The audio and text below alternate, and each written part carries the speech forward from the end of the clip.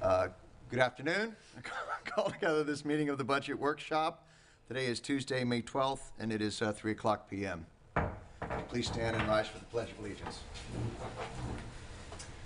Pledge allegiance to the flag of the United States of America and to the republic for which it stands, one nation, under God, indivisible, with liberty and justice for all. Thank you. Commissioner Marriott, Here. Vice Mayor Robinson, Here. Commissioner Causey, Here. Commissioner Maldonado, Here. and Mayor Tate. Here. We have a quorum.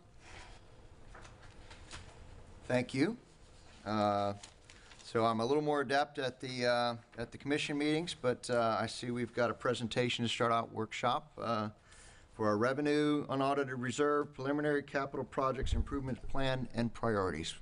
Hi, how are you, Devin? Yes, hi. Good afternoon, Mayor and Commission. Devin Schmidt. I'm the Finance Director for the record, and I will be taking you through quite a few slides as it relates to some of our revenue ideas that we've come up with. We'll talk through the preliminary capital projects improvements and plans and priorities. And in between revenues and capital, I'll ask you guys to take an opportunity to help us rank and determine what direction we need for staff to move forward on our revenue generation ideas and where we should focus our efforts.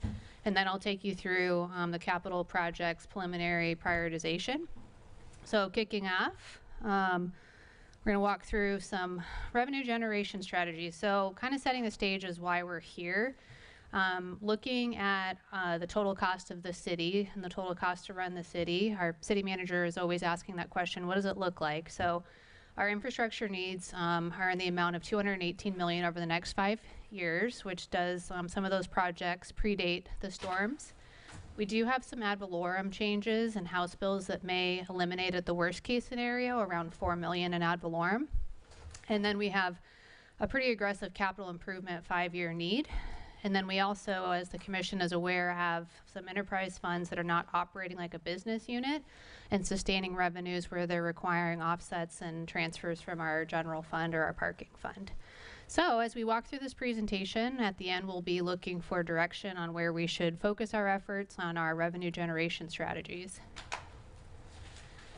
So to kick off, this is a very high level forecast for us if we're looking at the next 5 years estimated revenues and expenses.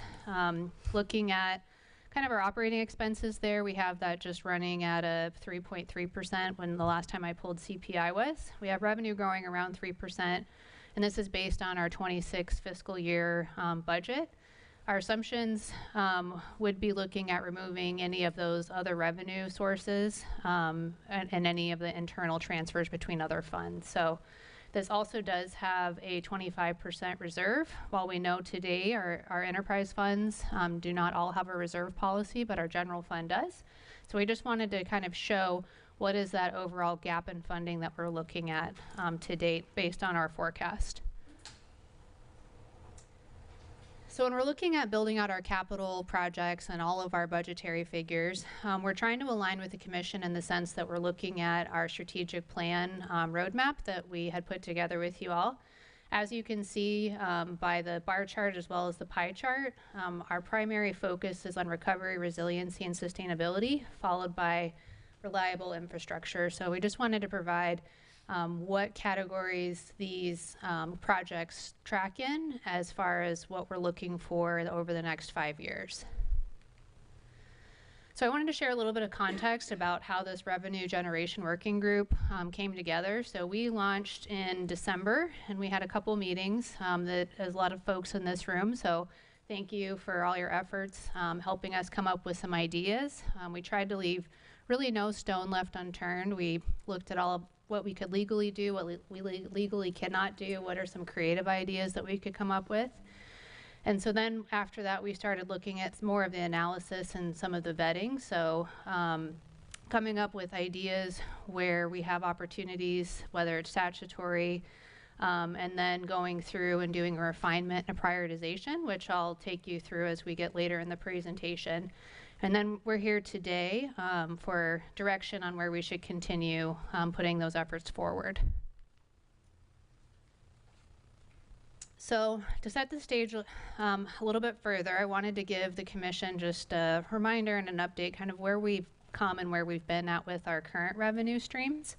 And so looking at this basic pie chart here, you can see that primarily we are funded today through charges and services. This is looking at all of our enterprise funds, and this does not have any of the pending fee study information in there.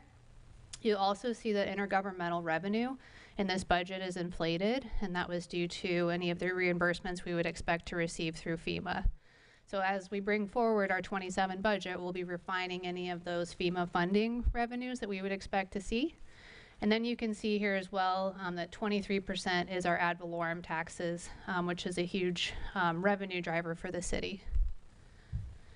So as we're moving forward and we're looking at some of the impacts of our ad valorem, each of the different House bills that are before the Senate and the committee today would not allow us to reduce down any of our public safety efforts. And so it's important to note that looking at this pie chart, if we carve down and we look at our general fund departments and those services that are provided, we really can't look at any reductions to 31% of the total general fund budget. I won't spend too much time on walking through some of these potential bills, but I think it's important for the commission and the community to be aware of what the impacts could be. So looking at this is our current law where we have our set millage rate at the tune of about $15.3 million for fiscal year 26. Some of the legislation that is being proposed, so this is the biggest one if it were to pass the House. This would be about a $4.4 million reduction in our property taxes year over year. So it ends up being a pretty large reduction to our taxes. This is House Bill 205, and this is a specific senior exemption. So anyone that's over the age of 65, this would begin in 2027, and that's $2.7 million. This one is stalled at the legislative level. So that one is not moving through at this time, but we're still monitoring these. The next one that you'll see here is assessed home value exemption of 25%. And so this one did not advance. So that's not one that we're continuing to look at. And then when we're looking at the House Bill 209, what this would do is offer an exemption for insured homes, and this would be about $1.4 million in property tax revenue loss for the city. So we'll continue to monitor those. Right now we're tracking and expecting that those likely wouldn't take place for 2028, but since we are trying to consider a nice 5-year or 10-year forecast, it's important for the commission to know that those could be impacting our city. So now I'm going to talk a little bit about some of our grants and our opportunities that we have received with external funding. And so I'll take you through each kind of one of these 4 little bucket areas that we have here. So we have received past federal, state, and appropriations. So we received $5 million for Fire Station 22 at Pass-A-Grille. And we also received $4.9 million in American Rescue Plan Act funds that was a direct distribution to the cities during the COVID pandemic. Our current federal and state appropriations, so our state appropriations for 2026 that are request is $3 million for Fire Station 22. We have another $2 million requested for Pass-A-Grille wastewater and Boca Ciega Drive reconstruction at $1.8 million. Looking at some of our federal appropriations, these are some of the active for the following 4 projects for FEMA reimbursement.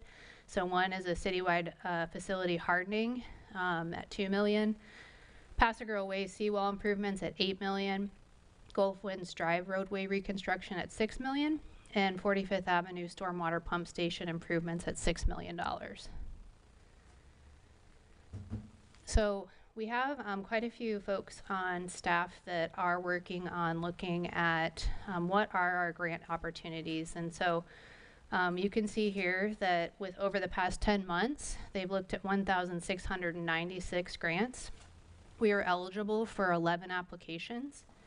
7 are currently awarded or active, and 1 was awarded but not yet active. And so and then we have 5 that we're tracking for the grant to open.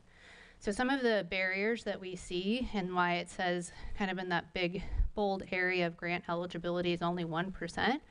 One is we can only use grants for one-time capital. We can't use them to sustain our operating. So we can't really grant our way to make sure that we can keep the lights on as we're working through. But really 55% doesn't fit the current needs of the city. So they're either airport grants, education grants, 37% were not eligible because we don't meet some of the socioeconomic thresholds that are required or population limitations. And then 7% just simply doesn't match our current project timeline. So those are some of the reasons why we're showing that information.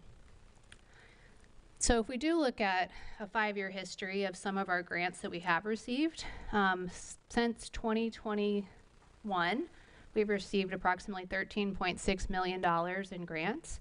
I think it's important to note that the largest one of this is for the Gulf Boulevard undergrounding utilities at $7.9 million.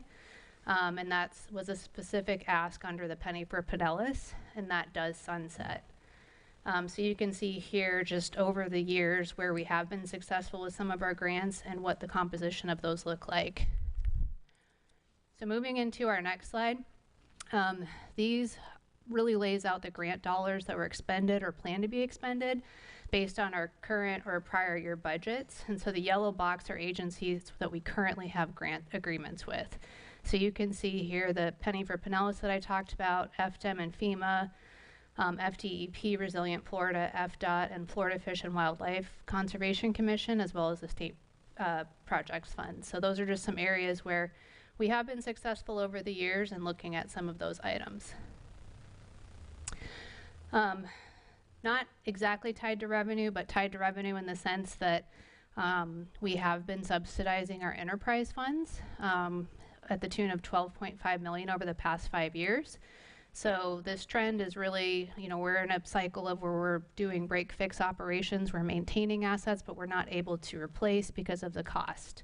So it's not necessarily strategic, one, for creating a reserve for our capital project needs. It's definitely not a Government Finance Officers Association best practice. And again, I've said it before and I'll keep saying it, that those enterprise funds really need to operate like their own business unit and not require a subsidy. Right now, they're somewhat operating like a nonprofit, if you will. So, looking at some of our revenue generation concepts, now that I've kind of set the stage of how we got here, I'll kick off with first our Finance Budget Review Committee recommendations, and then I'm going to take you through each one of these and explain a little bit more about what this looks like, what the impact is to staff, what our timeline is to implement, and our estimated revenues. So the green boxes on there indicate an area where we should investigate further, so that was a kind of a pass with our Finance Budget Review Committee. The yellow little cone there is saying that's a lower priority of where staff should immediately start looking at these. And then the do not pursue was Finance Budget Review Committee saying do not pursue. So the areas where they recommended we invest staff's time is fire assessment fees, our parking fee study optimization, which we've implemented, the resiliency fund fee, resident services fees, the community redevelopment area TIF, our enterprise fund fee adjustments for reclaimed stormwater and wastewater, our bonds and capital tools, so looking at specific projects and how could we bond for specific projects, and then of course continuing forward with any grants and working through those. The areas where they thought was a lower priority would be the parking-based street repair assessment, and some of the philanthropic foundation roundup, and then our public-private partnerships. So, and the one that they recommended we did not pursue at all was road tolls. So I'll take you through each one of these different areas. So the way the presentation through the rest of this revenue is broken out is kind of by bucket, if you will. So this first area we're going to focus on is assessments, fees, and the community redevelopment area. So I won't spend too much time on that slide since we're going to dive into the details here. So looking at a fire assessment fee. So a fire assessment fee gives us the opportunity to allocate costs based on residential units, building size and square footage, risk and demand factors, and then commercial ERU, and what is that square footage. So what the process would look like if we were to proceed with doing a fire assessment is that we would need to have a study to make sure that there's a nexus between the cost and the benefit. We would need to adopt a fire assessment ordinance that would define the fire service as being funded by said assessment. And we would look to exclude our EMS transport explicitly, since we have a separate revenue driver for that. We would have to make sure that those funds are limited really to fire readiness and protection only. And then this is something for a collection purpose would be collected on the property tax bill as a ad valorem assessment. So the timeline that staff believes this would take to implement is around 12 to 24 months. And this would be a new revenue offset for the cost of services from the general fund at approximately $2 to $3 million per year, only for fire. So if we move on to our next one, this is looking at the feasibility and rationale around a parking-based street assessment. So St. Pete Beach requires an estimated about $10.5 million to reach our acceptable condition, yet our current revenues are falling short of that. The city sees roughly around 60,000 vehicle trips per day against only the 9,000 residents, meaning that visitors and non-residents use and drive significantly more without that proportionality contributing to the maintenance cost. So you all received a presentation from one of our local colleges, and it provided some information about what this would look like. But essentially, what we would have is non-residential parking spaces where we would assess those properties that are receiving a special benefit and making sure that those costs are fairly apportionated to that benefit. So those parking spaces would have to be on an apportionate basis. The timeline to implement, since there would be a lot of staff research on this, is 12 to 24 months, and the current revenues we have right now is to be determined. We didn't have enough information to give you a good estimate on that particular one. So moving on to our community redevelopment area. This is a designated geographic zone where we're able to use tax increment financing or TIF to capture any of the growth of the property tax revenues above a frozen base year value, and then we're able to redirect that into different improvements within that area. So St. Pete Beach, as you know, currently does not have a CRA, but if we did have a CRA, it would be about 32% of the city's land area, which is a meaningful footprint and reflects where some of the greatest concentration of the aging infrastructure and economic activity is. So once established, the CRA funds can then be deployed into just 5 different categories around capital infrastructure, mobility, streets and sidewalks, drainage, transit, and we can use those for grants or loans. We can also use them to retain any private investment. So it's an opportunity where we could put that in place at that specific time. Again, this one is looking at a 12 to 24 months to implement, and without the data, again, it's a little bit difficult for us to forecast what those revenues look like. So moving on into more of our pay for what you use or our fees for charges and services if we're looking at all of our enterprise funds. So I'll take you through detail under each one of these different categories. So first and foremost, I know there's a lot on this slide, but we did work with a consultant to conduct a fee study. They will come and give you a full presentation on this information. We're working with them right now to make some refinements. But we wanted you to have the information that we had and what kind of that first blush analysis is telling us. So as you can see on the reclaimed water sufficiency study, the system is not financially self-sustaining at our current rates. On a cost side, our operating expenses are running about $1.1 million this year and growing to $1.3 million by 2030. We have a general fund loan repayment, approximately $61,000, which we're carrying through 2039. We have capital investments at the tune of $3.5 million over the next 5-year window, which is primarily $650,000 per year for our lateral pipe replacements. And our total revenue requirements are climbing from 1.8 million in fiscal year 26 to 2.1 by the end of 2030. So the bottom line is really that our existing water reclaim revenues are insufficient to meet our projected requirements throughout the entire forecast period. And without a rate adjustment or subsidies from either our general fund or our parking funds, we cannot continue to stabilize the fund.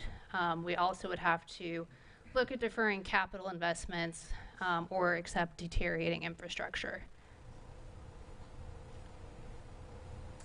This is an alternative scenario that was proposed by the consultant. So the key adjustment in this reduction is approximately $700,000 in the 5-year capital improvement plan. So the projects are phased in gradually so that funding requirement ramps up more slowly. So through 2030, the system reaches that same overall funding level as a base scenario. It gets us to the same destination, just on a slower path. But the resulting rate increase under this scenario is 18.25% for 4 consecutive years from 2027 through 2030, representing a cumulative increase of approximately 95.5% over the period. So in dollar terms, the annual revenue gains grow from roughly $201,000 in fiscal year 27 to $332,000 by fiscal year 2030. So or an additional revenue of about $1 billion over the next 4 years. So that was an alternative that they had proposed for us. So stormwater, this picture is even more complex than our reclaimed water because of the sheer scale of capital needs that we have in our stormwater system. Our operating expenses run about $1.3 million in fiscal year 26, growing to about 1.6 by 2031.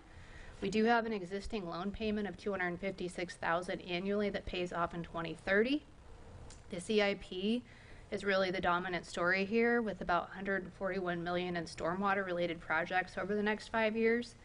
And the critical distinction is really how that's funded. So approximately $133 million is assumed to come out of the resiliency fund, where we have right now $8.2 million that falls into our stormwater fund directly. And of that $8.2 million, $3.6 million would be funded from our utility rates and $4.8 from any additional other options. So even under this more favorable split, our total annual revenue requirements range between $2.3 million and $2.8 million against our existing rate of revenues at 1.4.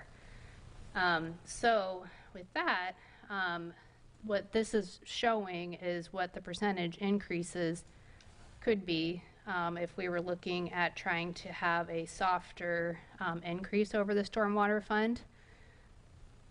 What the next slide is showing, based on their study, is this is more of a stress test really than a recommendation, because this is showing that we would be trying to fund our $141 million in capital on this program alone. And so you can see there the very stark increases in the percentages that would need to occur for the cost to be sustainable and for us to accomplish all those capital needs. All right, so moving on to wastewater. So wastewater is our largest and most financially pressured of our 3 systems. Our operating expenses are at $7.3 million for 2026, rising to $8.7 million by 2030. We have some existing debt service of $1.2 million annually, dropping that state revolving loan fund. Loan pays off later this year, so that is a positive.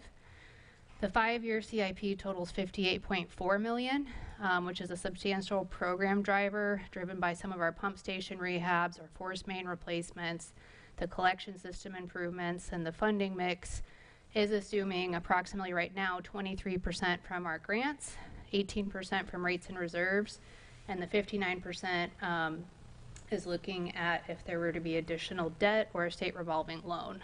So what we're looking at here on this preliminary rate path is that it would be a 12% increase for 4 consecutive years from fiscal year 27 to fiscal year 2030, and a cumulative increase of 57.4%, generating an additional $4.4 million in annual revenue by 2030. So that's the single largest ask of the 3 systems from the study of where we're currently at.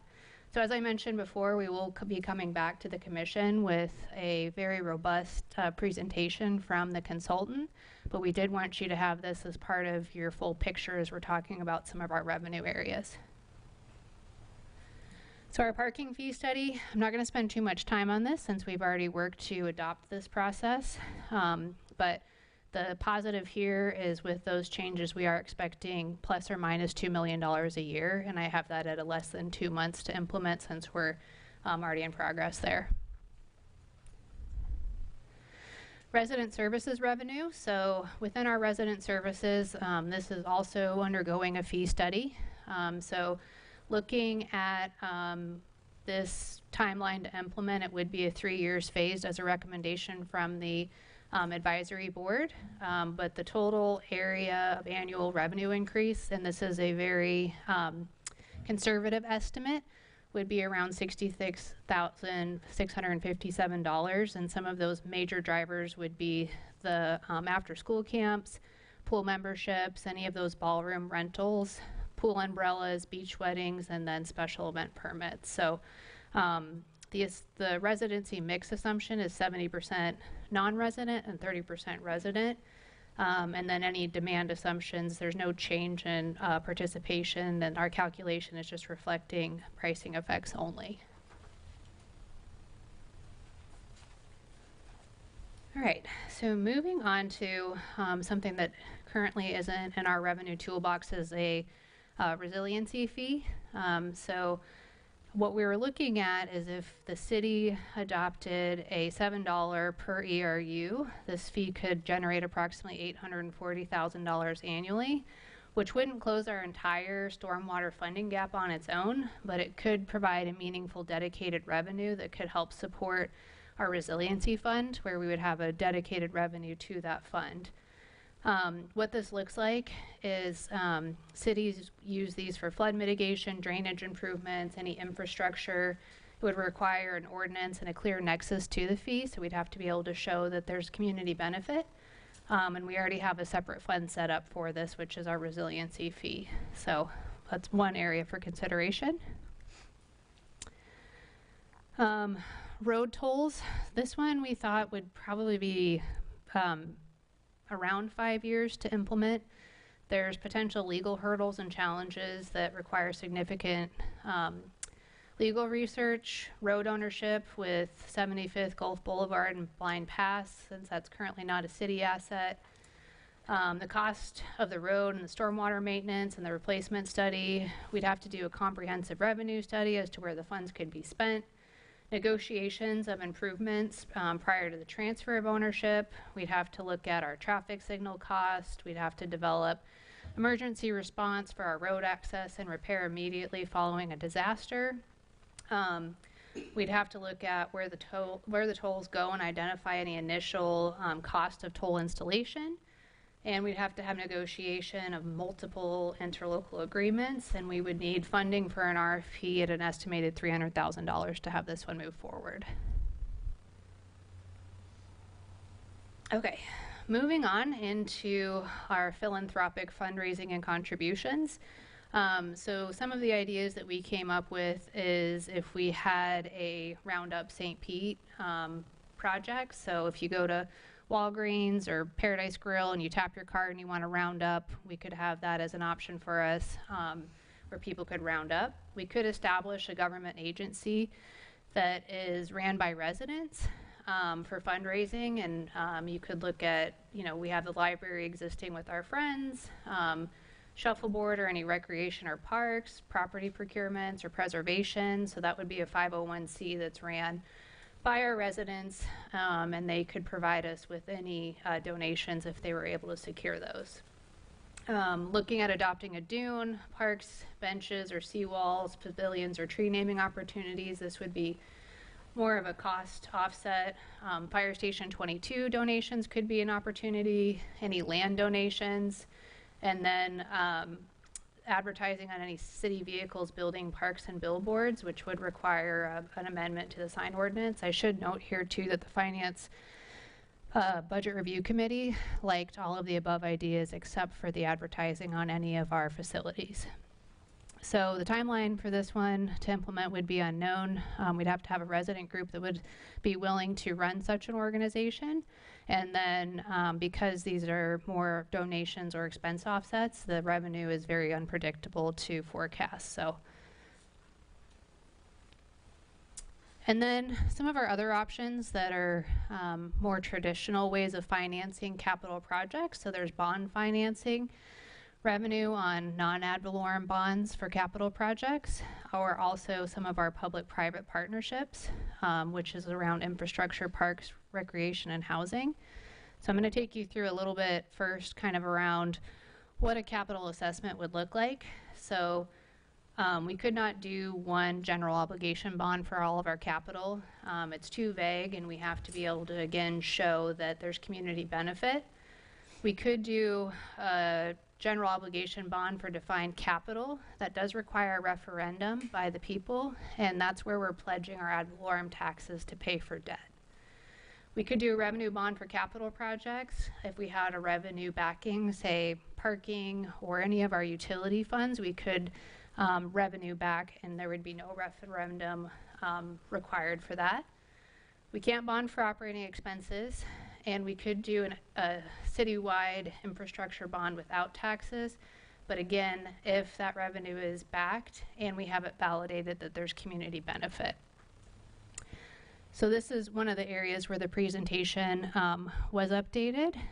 There was an ask for us to be able to show an example of what it would look like if we were to say, okay, we're going to use our stormwater funding and we're going to bond against that. So what this is looking at is our current projects that we have within that are specifically tied to either stormwater resiliency. So you can see some of those program totals, what our FY25 ask is, and then looking at our current residents and our households. This gives us a couple different bond scenario options. And again, this is just demonstrative purposes. So if we were to say we want a bond for $10 million, it would give you an estimated $746,000 of debt service that would be required. Total 20-year cost is $14.4 million. The cost per household per year would be about $170 or $14 per month, and you would have to have about a 25 to a 35% rate increase. If we were to look at kind of that middle tier, which would be a $35 million bond, the annual debt service would be about $2.6 million. Your total cost would be $52.2 million. Average cost per household each year would be $594. And then on a monthly basis, it'd be around $49. And then if you were to go with the most aggressive approach, that would be a $75 million bond, annual debt service of about $5.5 million, cost per household per year would be about $1,272, and $106 per month. So with that, I'll just kind of show you just a little bit. This is just a different view, so you're able to see kind of what scenario A, B, and C looks at from an annual debt service and then from a monthly cost per household.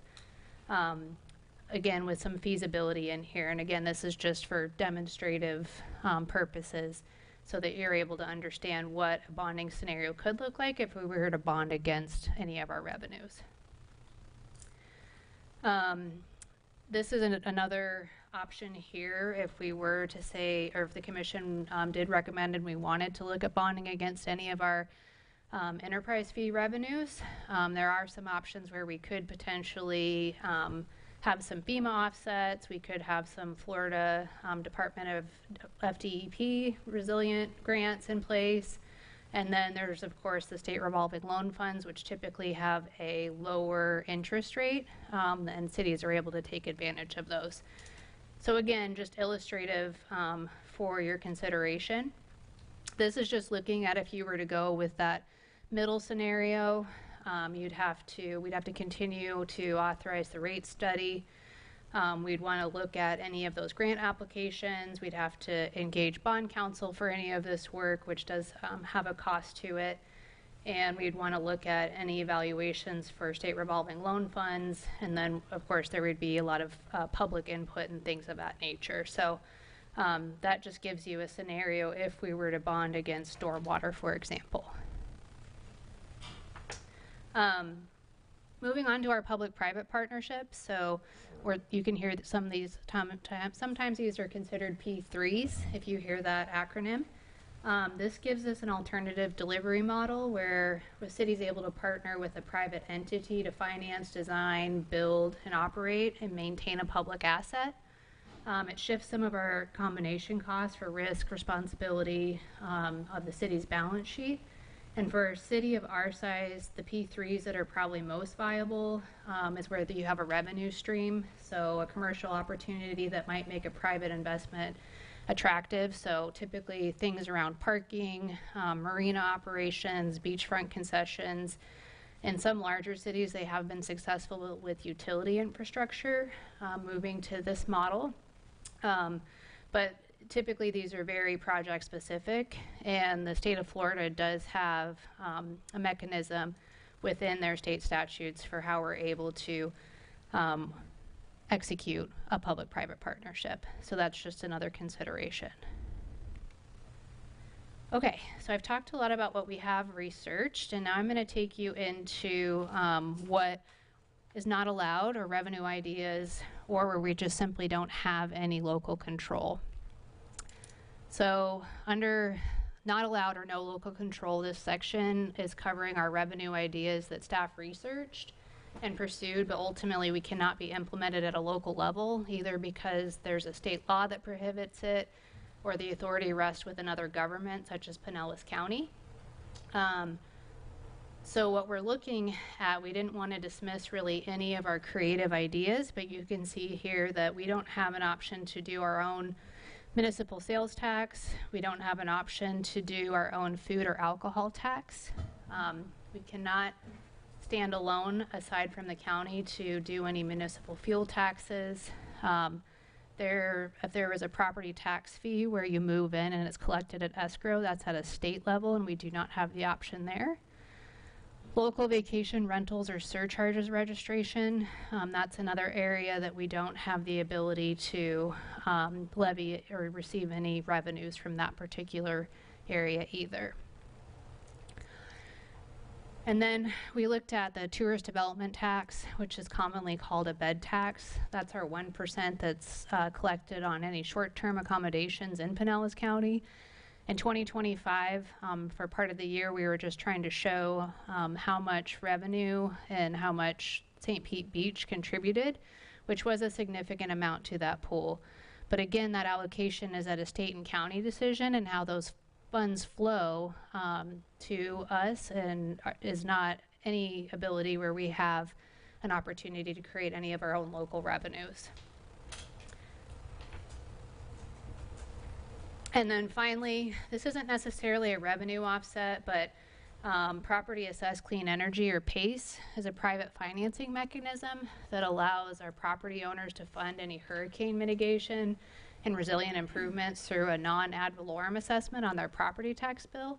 So this would give them the opportunity to do any hardening or seawall repairs or anything of that nature. The obstacle that we have here at St. Pete Beach is that Pinellas County in 2017 did an opt-out ordinance, which blocks all municipalities in the county from participating. So if that would require the county to reverse that action for us to be able to offer that to our residents. Okay, so moving on to our direction needed, I'll give you a staff recommendation or a potential impact versus investment in time and money from a staff perspective.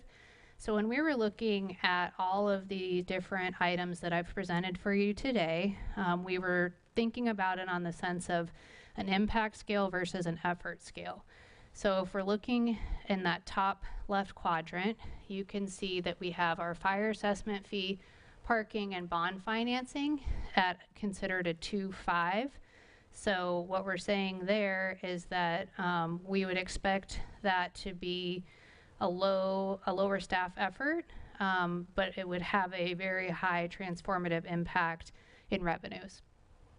On that right-hand side quadrant, you can see that our enterprise fund fees and toll roads, community redevelopment area. Those are all tracking over, so toll roads at a 5.5. That would be saying that there would be a very large staff impact and effort to do that. And on our enterprise fees funds, you can see there that we're showing that we have a high significant effort, but the funding would also be very transformative impact. So this gives you kind of an idea where you can see where we believe the highest revenue generators are in that upper quadrant, and it gives you the information around how much impact and staff time it would take for us to proceed. Okay, so these are just another way to look at some of our summary slides. So you can see that before I ask you guys to give us some direction on where we should continue our efforts or answer any questions before you do that exercise. Our fire assessment fees, our timeline to implement is 12 to 24 months, about $2 to $3 million in revenue to offset our expenses. Our special assessments, this would be a 6 to 12 months to be determined on the revenue. Commercial parking, 12 to 24 months, revenue is to be determined, and the community redevelopment area is a 12 to 24 months with the revenue to be determined. Looking at our enterprise fund fee adjustments, this would be 6 to 12 months for us to implement. These are based off of the slides that I showed you with the less aggressive fee increases. But the revenue reclaimed would be about $1 million over the 5 years. Stormwater, $0.24 million over the 5 years, and wastewater at $4.3 million over the 5-year period. Parking, we've already implemented that, so I'm going to skip. Resident services, approximately on a very conservative estimate, would be 3 years phased in and $66,000. A resiliency fee would be about 6 to 12 months to implement, with $840,000 in approximate revenue. Toll roads would be more than 5 years or around 5 years for us to implement, and again, just too many variables for us to opine on that. And our philanthropy and fundraising contributions, again, these we have listed as timeline to implement unknown and our revenue unknown predictable.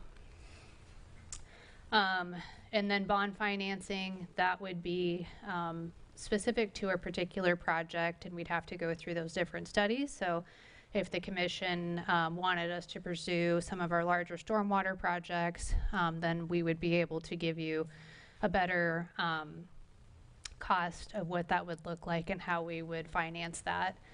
And then again, public-private partnerships are really contingent upon a specific project. So, can I answer any questions before we go into some of your guys' ranking and direction? Commissioner Marriott.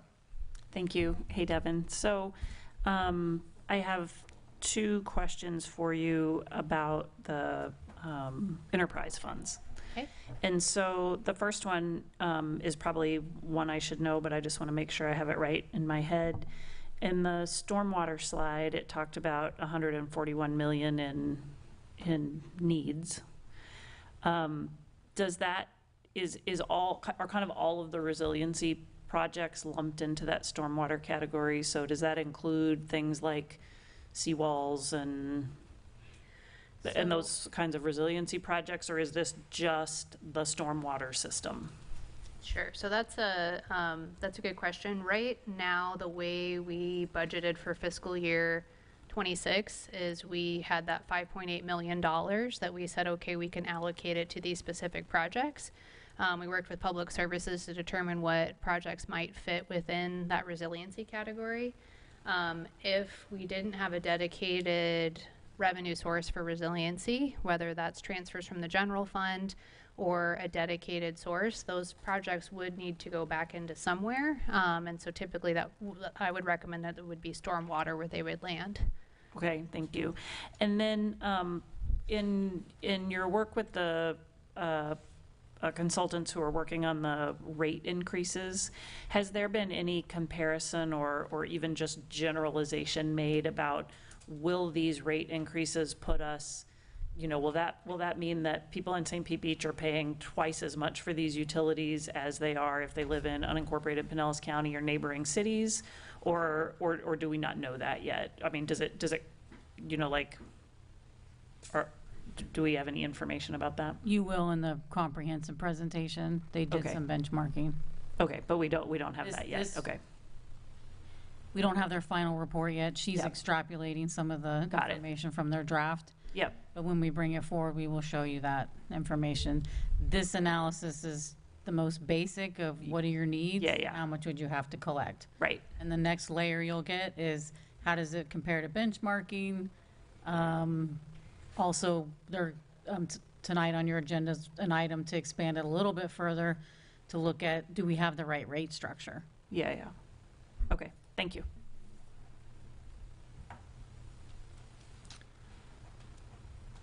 I have a series of questions, but I'm just trying to, particularly around the Commissioner Marriott kind of touched on some of the wastewater or stormwater, right, versus wastewater. You say you got, I'd like to understand the distinction between the capital improvement projects that are stormwater versus wastewater. Specifically, you mentioned that if we didn't have the funding in all of the stormwater, you would flow them into wastewater. And I'm trying to understand the capacity that we have, the capital pieces that we have for wastewater. Let me say this, and as general, you asked me to comment on revenue sources and how we're going to make revenue, but I personally generally don't think of my personal household that way. I don't go, how do I get more money, and then what do I need to spend it on second. I'd rather us talk about what we want to spend it on and go through my understanding the second half of this would be about the pieces where we spend our money. Make sure that we whittle those out, because I want to make sure that we're spending our money in all the right places before we come back and, like, it feels like we're putting the cart before the hearse. We're saying, how are we going to get more money? And then later we'll tell you about how we want to spend it and where we want to spend our money. And I'd rather reverse that and say, how do we want to spend our money? Make sure we want to spend our money in all the right places. Maybe whittle off some of the $200 million by saying we don't want to spend money in those areas, and then find out what the resulting revenue is that we need to generate accordingly. And so I'm just a little at a loss to figure out why we didn't start with, here's the spending opportunities over the next year or 5 years or whatever it is, and make sure that those are all still viable or valid, and then figure out where we need to be raising money. So that's kind of, maybe I'm just at a loss in that sense, and more commentary than where we go from here. But one of the things I've been thinking about is an idea that I didn't hear here was perhaps considering selling off some of our assets. Very specifically, I've had some conversations with some of our county commissioners as I've been kind of getting my understanding of how we fit inside with our neighbors up the beach communities as well as within the county. And one of the things that was suggested that we should contemplate is potentially what some of our neighboring communities have done is kind of sold their infrastructure vis-a-vis, in this case, sewage, out back to the county. So we kind of work our own revenue streams and our own costs on sewage, and yet we can't do anything but spend any money that we make back on sewage. And so, I'm of the mindset that I'd like to contemplate selling off some of our assets, and very specifically in this case, our sewage asset. And I know it's not been covered in this discussion, but again, for me, it would help me to understand. We start with the premise that we've got $200 million to spend over the next 5 years. I'd like to make sure that we vet that and make sure that that's accurate first, because I'm not sure that everything on that $200 million list is critical. I know for those of us that got the packet, I've looked ahead. I know that there's some rankings and some matrix. I think for me, I'd prefer to start with that as my basis and say, what do we really need to spend over the next 5 years, 10 years, next year? And then go, all right, what's our revenue shortage from there, and how are we going to raise the revenue? That's generally how I would approach this. And I know we're starting with, here's our revenue and which ones do we want to pursue. I'm at a loss for how to answer that until I understand what we really need to fund. And so I'm don't know that I need you to respond to it as much as say that I'm gonna have a hard time telling you, yes, this revenue source I want to pursue and this one I don't, when I don't really fully grasp that all 200 million that we're proposing is critical and dire, right? I'd rather we start with, because I assume if I'm reading the packet right, you're going to come to me after we talk about revenue, you're going to say, all right, here's our capital projects and here's where we're going to be looking to spend our money. And it just seems reverse to me. I'd rather talk about where we should spend our money and then find out what our shortfall is and then talk about revenue. You asked all the questions. I didn't want to derail you starting off, but that's just my perspective on this, frankly. So, Mayor, may I offer, maybe if we operated from the assumption today that we're not going to, even if there are some capital projects that this commission decides not to pursue, you have a shortfall. understood. So if we just operated from that just basic assumption, if you have a shortfall on things that you know you need, not that you just want, so because these aren't projects that, nice new shiny park or, Understood.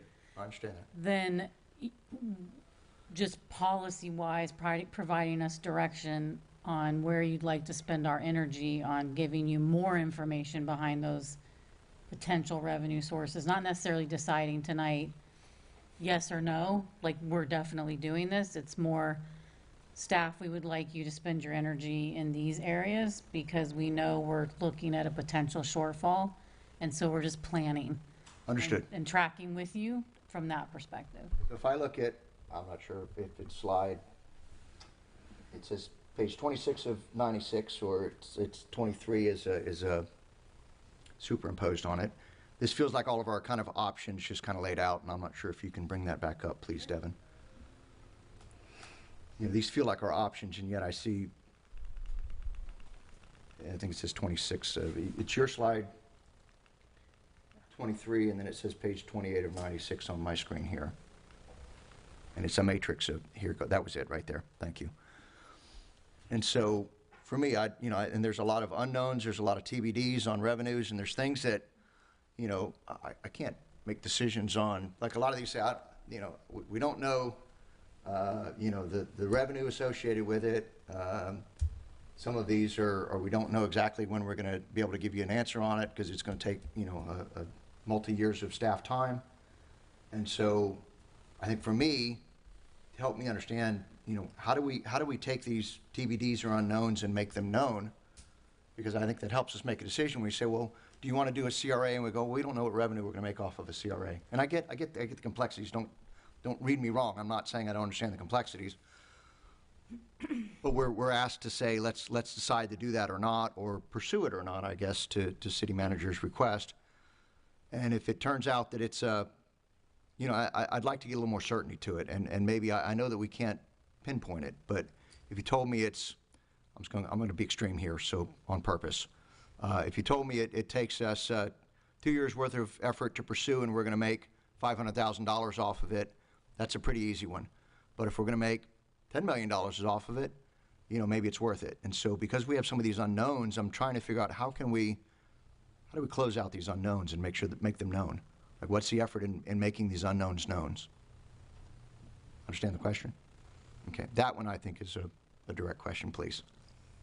Yeah, no problem. So I think, and correct me if I'm wrong, city manager, but the intent would be for the commission to say, yes, green light, please go investigate this further. And then we would track with you and say, we've spent this much staff time trying to determine how much we can get out of a CRA, for example. And this is what we're recommending. And if we spend the next 3 to 6 months working on that project and then came back and told you it's 500,000, then that's a different scenario, like you're saying, if it's $10 million. And so that would be the intent today, is just to determine how much more effort do you want us to put into researching these different revenue items, not should we bring you a resolution to increase the fees tomorrow or to implement with an ordinance tomorrow, just should we continue with our staff efforts that we've done so far.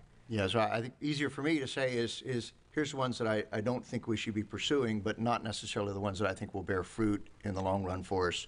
Is that a fair statement of what you're asking for us? Yeah. Okay, because I would tell you, before I would decide on any of these as a decision on my part of the behalf of the city, I would need a lot more information on some of these, certainly.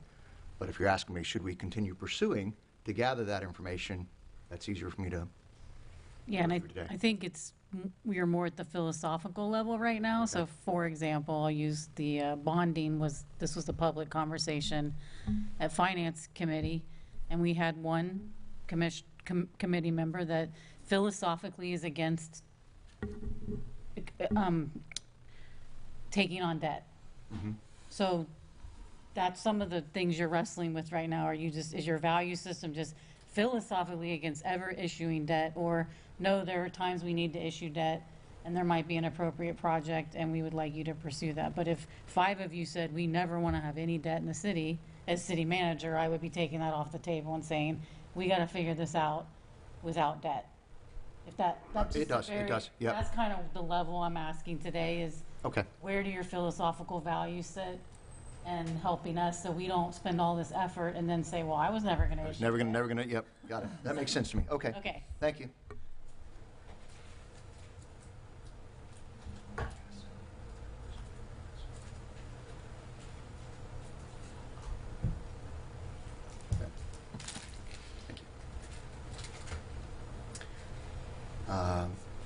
Okay, with that, I think my questions are good. Thank you.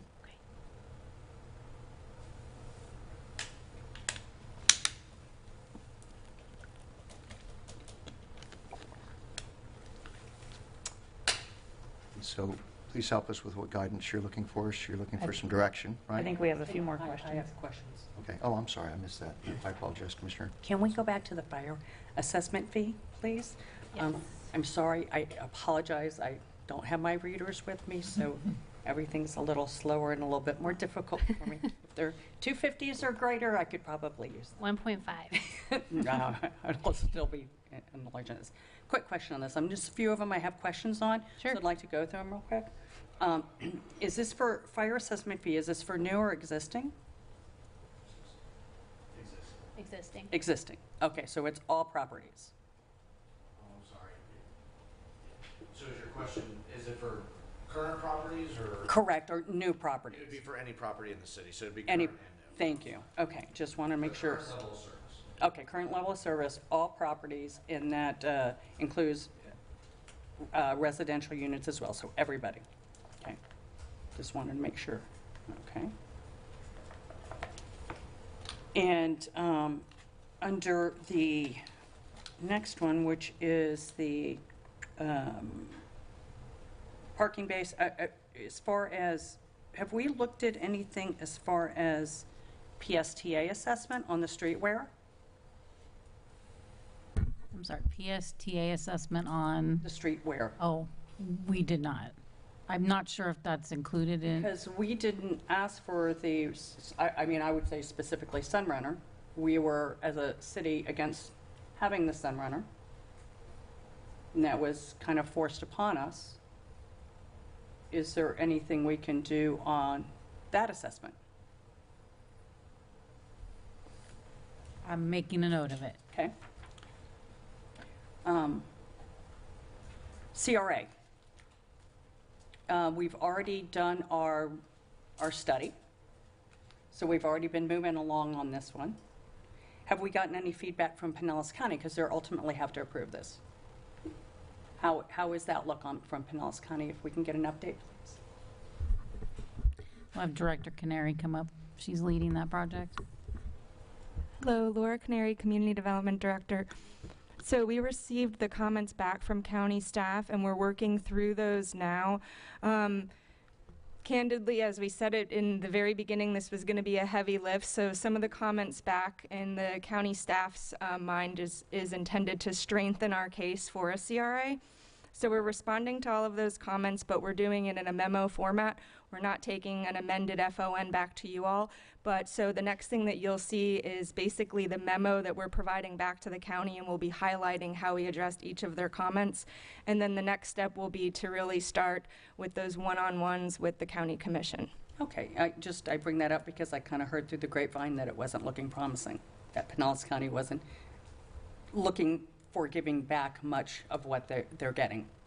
There's been a lot of talk countywide, especially with the city of Largo went forward a couple weeks ago to request a TIF for one of their districts, and the hearing did not go. It wasn't very favorable for the city, so I think that that has a lot to do with what we've been hearing. Okay, so that's enough. So nothing really has changed, though, since Nothing's the changed, beginning. but we've invested so much so far, it would behoove us to continue even if it's a no. I mean, in my opinion, so. I'm sorry, say that again? I would say we've invested a lot so far into the CRA as far as spending monies on doing the study and continuing to this point with at a memo phase, I guess it is, or reply phase. Yes, at this point, it's pretty much internal staff as well as leadership and administration working with the county. Before we were to take any major steps moving forward on the actual plan, we'll see the writing on the wall, because the next step would be to basically get the delegation of authority through the county, and in that discussion is when we'll be able to make the necessary steps to say, hey, maybe it makes sense to pivot. The other thing is that as we've said all along, that even if for some reason we don't end up moving forward with the traditional CRA TIF district as it's structured traditionally and historically, we still have some maybe other options. We've identified this area, the need is there, so it gives us some really good data and metrics to use to really go about other funding, opportunities, as well as potentially through an interlocal with the county. We can, what they're looking at with Largo, they've asked them to come back with a request under the 50%. So they haven't said no, but they've said that they really don't feel comfortable with the 50% contribution. So yes, I think that's a long way of answering that this work isn't for nothing at the end of the day. I think at the end of the day, it'll still give us a tool that we'll be able to use to help leverage and layer funding for the projects needed in the area. So would you say the heavy lift on this is mostly done? Because we have the study behind us, the finding of necessity behind us. I think the heavy lifting is about to begin. Is beginning. Okay. Thank you, Laura.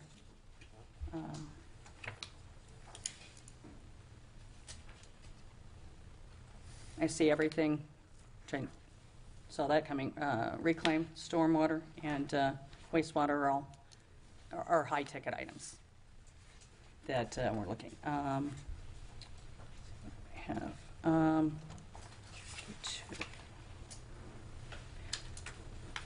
The resident service revenues, they seem really low as far as the fees, what we're generating there. I mean, that's basically, it's one salary. So $66,000? That's like one person's salary. So how are we staffed over there? Are we looking to staff more people? Are we fully staffed? Where are we at? Because if we're only getting $66,000 for revenue generating there in that area, I would think we're very low. Yeah, we are still going through our fee study, and we'll be presenting that information to you all, and it actually may be, 66,000 was pretty low when we predicted this prior to going through what was our recommendation through our fee study.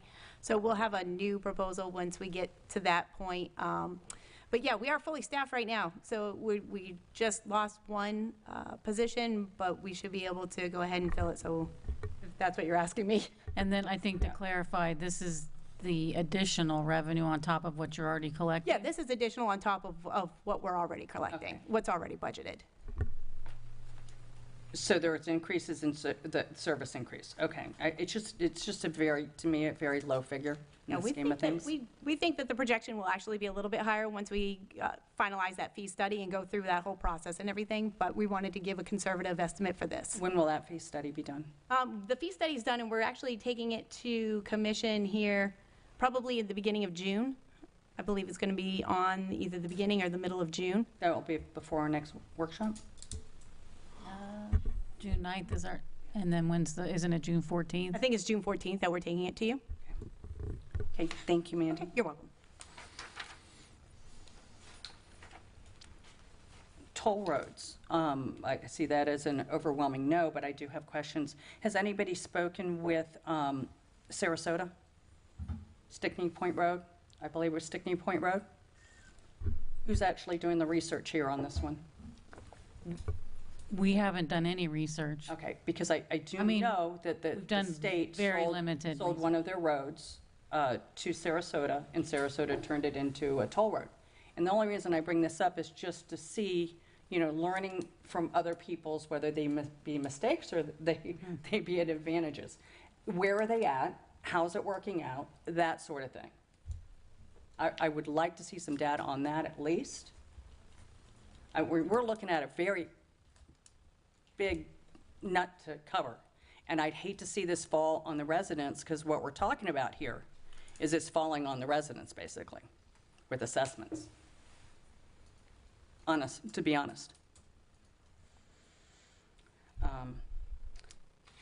The philanthropy just seems like such a small item. I mean, we couldn't even get something really done for the Mary Pier, or the shuffleboard. I mean, it's great. If it happens, it happens, but it's something that I just don't know if it's community reach out, but I don't think a lot of time needs to be spent on that.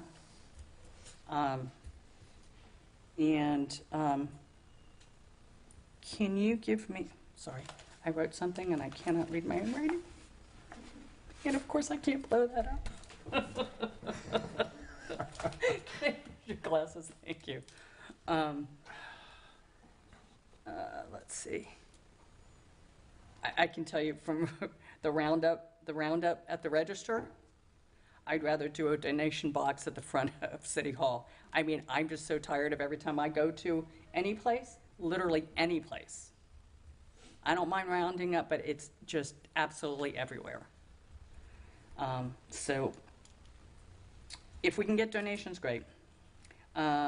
Give me some examples of other cities that have done advertising on city vehicles, buildings, parks, and billboards. Don't know if we have any local ones. A lot of times it would be on more of their transit system, which we don't have in St. Pete Beach. And so it was just an idea that we had thought about if that would give us any sort of revenue generating opportunities or not. Okay. I was hoping there might be something. We were looking at another city and they had some great ideas. But so I would say no on that one. I'll just, so, let's see. And for, Actually, I was just in somewhere near Tampa Bay Rays, and their public safety vehicles have Tampa Bay Rays on them. okay, So that was one example I've actually seen. I think this was the end of day tired ideas, but we did think about Freebie, who is making advertising money on a, but that's on our it's on their, transportation side. exactly. So we're not but talking about it here, so was I'd like just- to leave that off because That's fine. We are not married to any of these ideas. We were just trying to be as creative as possible.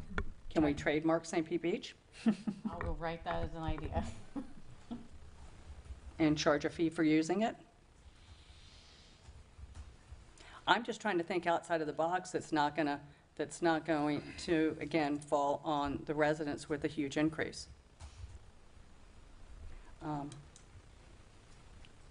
So it looks like of the bond items, the 3 that we can do, at least 2 of them, well, one has to be referendum and the other 2 have to be revenue-backed with something. And whether that be as an assessment itself, or it be, we don't, what else would we have?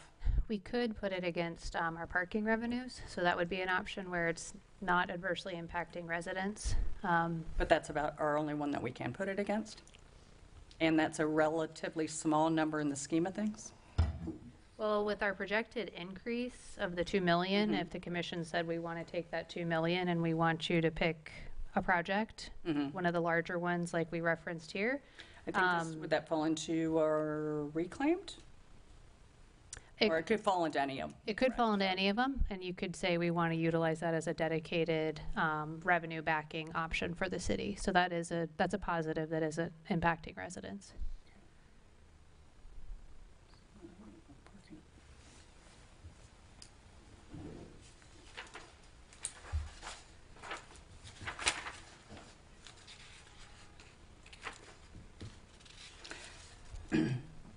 Not allowed. Can we go to 51?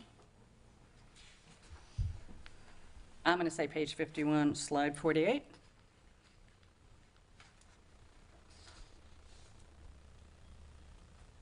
Business fees are allowed, correct? Which one are you looking at? I'm sorry. Local vacation rentals, surcharges or registration fees are allowed? Business fees are allowed, correct? Yes. So have we looked into short-term rental business fees? Applications have, short-term rentals have to register and pay a registration or a business fee to operate as a business in the city? So this was an area where Ralph helped us. I don't know if you can help us out on this one. That's likely preempted. I imagine that's what Ralph was discussing with you all. There's a lot of legislation regarding short-term rentals that kind of freezes where we are already on that. That's something I would personally need to look in further with more detail on what kind of business fee we're looking to charge. Yeah, I would look towards that, because I know even if you own a triplex out here, you have to get a business license to operate that. And I'm not sure why as a short-term rental, which you're operating a business, that you would not need to have a business license to do so. So that's what I would be looking for as a fee, and potentially looking at those fees to see if those fees need to be increased. So I'm looking at that side of it. Not as a surtax, not as a, how many times are, based on how much they generate or anything like that. Just simply a business tax on a business license, getting a business license, and how much we could do on that. Okay, that's something we can look into further. That's something I'm actually already researching, so I'll add that. Because I believe we've had an extreme growth in our short-term rentals here. So that might help. Can we charge a registration fee for something that's not allowed, though? I mean, like, You're allowed to do short-term rentals here. a few Yeah. in some places. But I mean, Correct. the huge increase that we've seen in short-term rentals has mostly been in ones that are getting drug in front of the magistrate to make them stop. So I don't think we can charge them a registration fee and then tell them they can't do it. Well, then there should be a big, huge fine for doing that. And the thing is that we need to have people register their short-term rentals, and that should be an ordinance to have registration of short-term rentals within the city so that we can track it.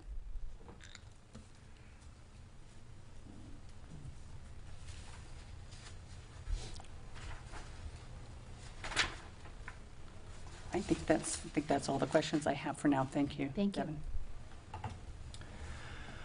Thanks. You're welcome. You're welcome. Commissioner Causey? Oh, thank you for the great work. So I kind of agree with the mayor about understanding the why. If you're going to raise fees, it has to be clear in everyone's mind the why behind it. So I see that we have our budget for what we think we need to spend, but do we really understand that those which things do have to be spent? Like, I think anybody that I've talked to over the last 6 months is willing to pay almost whatever it takes for their sewage to leave the island, if that's what it takes. So, but that's the why that we would have to tell them. So if we were just going to stick with wastewater, I think we need to understand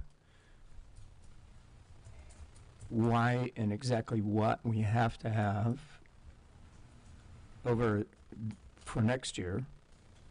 And then it's probably time to have that 5 or 10-year plan, if not comprehensively, but at least for that specific thing. So instead of trying to put together an entire 10-year plan, maybe it'll actually just get put together by the things that we need for next year. Because I don't think we can really talk about what we're going to do next year without that longer-term plan. And if we're going to do a bond, then we'll have the repayment of that over a long period of time anyway, so that all needs to be thought out. But if the why is there, then any of these things would be buy-ins if they're actually required in order to solve specific problems. So we might need to back up a step and talk about exactly what has to be done next year from the staff's perspective. And so I would classify that under philosophically the why. Like your philosophy might actually change depending on the circumstances you're in. And then the other thing that I've been wanting to have a feel for is the order of magnitude of the different options. And I see it looks like you've refined that on this and given us the chart. See if I can find that page again where the priorities are. I think we were up around 23, weren't we?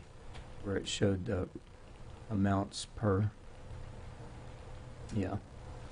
Looking at your finance budget, that's page 23 on mine. Is this the chart you're referring to? That is it. Okay. So on the list, I see the fire assessment fee is really high at $3 million a year. So it just seems like, well, that would be a good solution compared to some of the ones that are so low. If we're trying to figure out how to spend time. But if you were going to add the fee on, you would need to justify that specific fee or the why behind that fee, I guess, specifically. Can we speak to that like right now? For the fire assessment fee specifically, Like we need that because. So what that would do is it would offset the cost for our fire services that we currently have. And we would have to go through a study process where they're ensuring and making a recommendation for us, which would come back to this commission that would say, here's the amount that you would look to assess. And I don't know if Adam has the idea whether it's different for residential and commercial. I believe it is. Well, okay, so what I think you're telling me is the why on that one is that because we're funding it now from the general fund, and you want it to be self-sufficient. Is that correct? Yes, that's correct. Adam Poyer, Assistant City Manager. Yes, so the fire assessment fee, right now, communities all over Florida are looking at different ways to fund necessary operations, right? Because there's a lot of pending legislation at the state level. So several of our communities here in Pinellas County have started the process to initiate a fire assessment fee. Currently, your EMS fees all come through a different funding source, and fire assessment fees can't be used for EMS anyway, so that's kind of off the table. So this option is on the table to basically save that general fund money, use the fire assessment fee to fund your fire service. And those ERUs, the important thing to understand about the ERUs is it's both residential and commercial. So from a residential perspective, if you look across the state, some of the communities that have fire assessment fees in place, like Fort Lauderdale, obviously you have one price for residential, and then commercial are typically based on square footage. So usually they're, some communities look at that as the larger higher usage of emergency services are paying a higher cost, if that makes sense. But yes, to answer your question directly, it's looking to not have to utilize general fund money to fund your fire department. So there's sort of two whys in this case. Like there's the why, the finance, to have your finances in order. Why? Like we're not going to fund it through the general fund. But then there's the why at the actual specific use. So, why do we need the $3 million per year?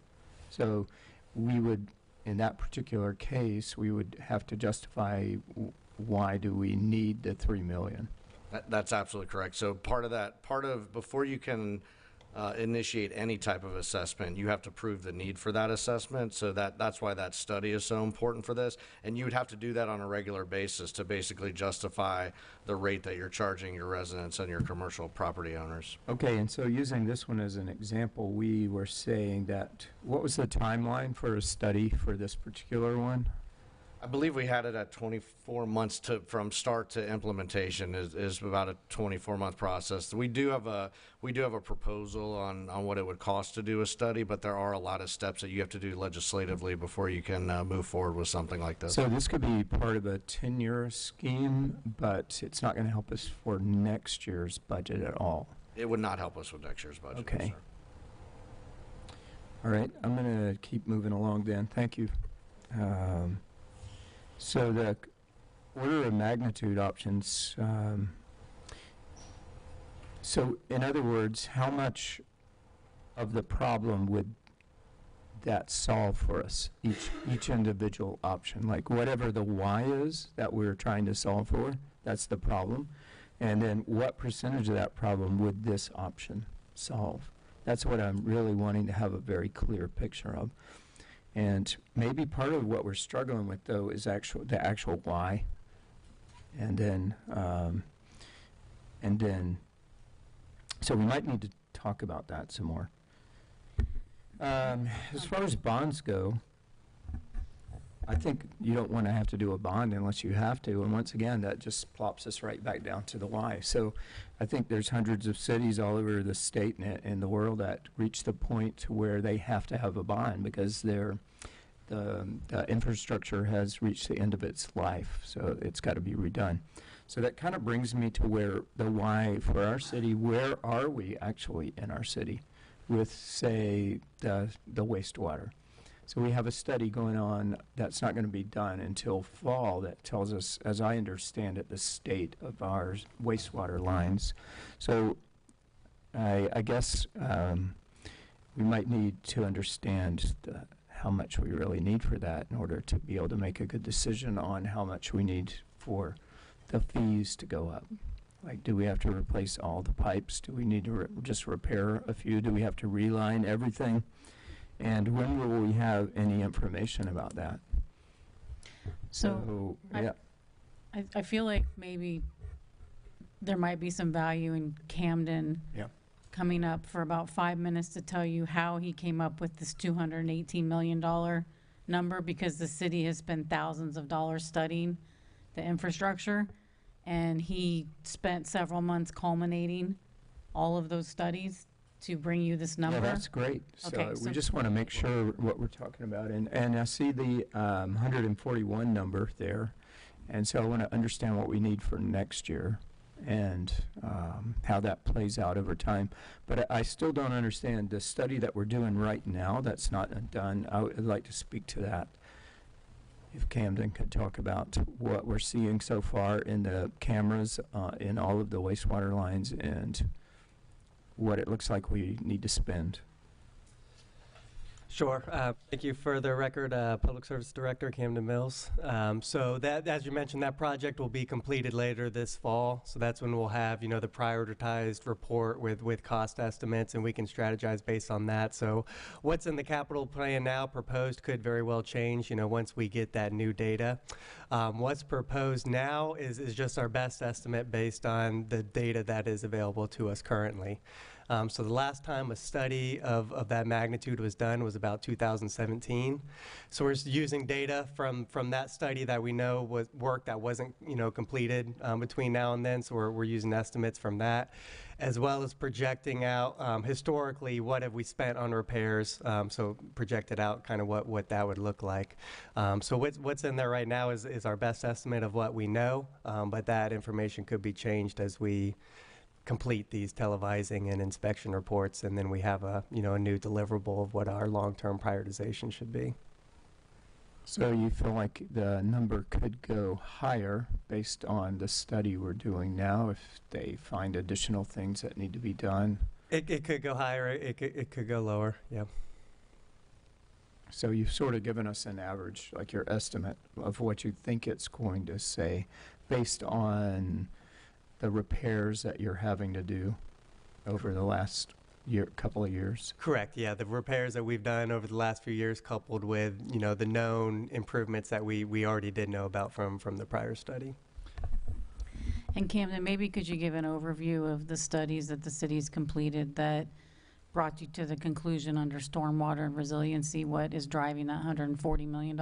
Sure. So that's a good point here. Yeah, so it's not just wastewater, it's... Yes, yeah, as it relates to stormwater too. So the city had a stormwater master plan, drainage master plan that was done back in 1993.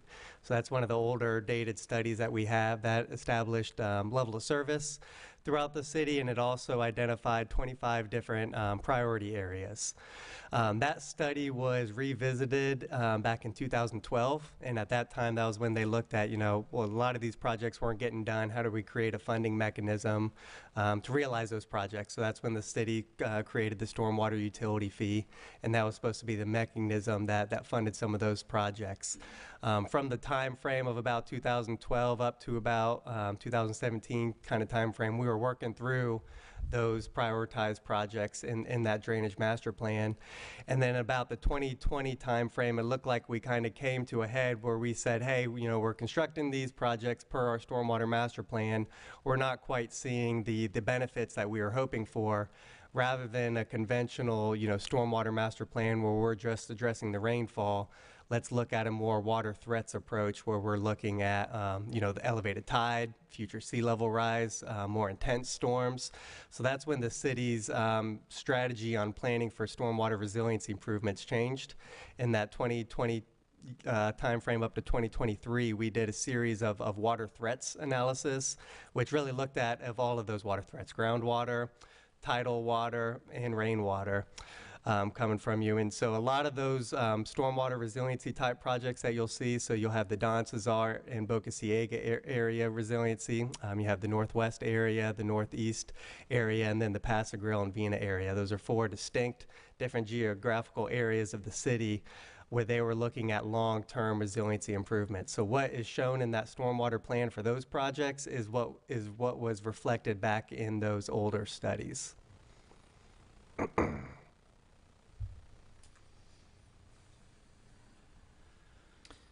Well, city manager, do you think there's more that you were asking him to provide, or has he covered everything that you think we need to hear right now relative to the question? I think he covered both Okay. systems pretty well. Just a high level of how we got here. Right. How we got there, where we are right now, and what has to be done next year to So that'll feel be like we are not going to fail. right. So today is a mix of short-term and long-term fiscal planning. I'd say 80% of today is long-term fiscal planning. It will not show up in your fiscal year 27 budget revenue discussion.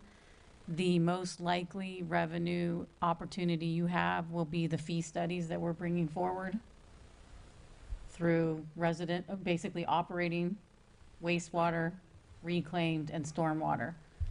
So those presentations will be coming parallel to your adoption of the budget. And so the only decision you'll be making around actual revenue considerations of any more than you currently are collecting will be around those 4 fee studies that are coming forward. The rest of today is really a longer term, how do we solve for 5 to 10 years out?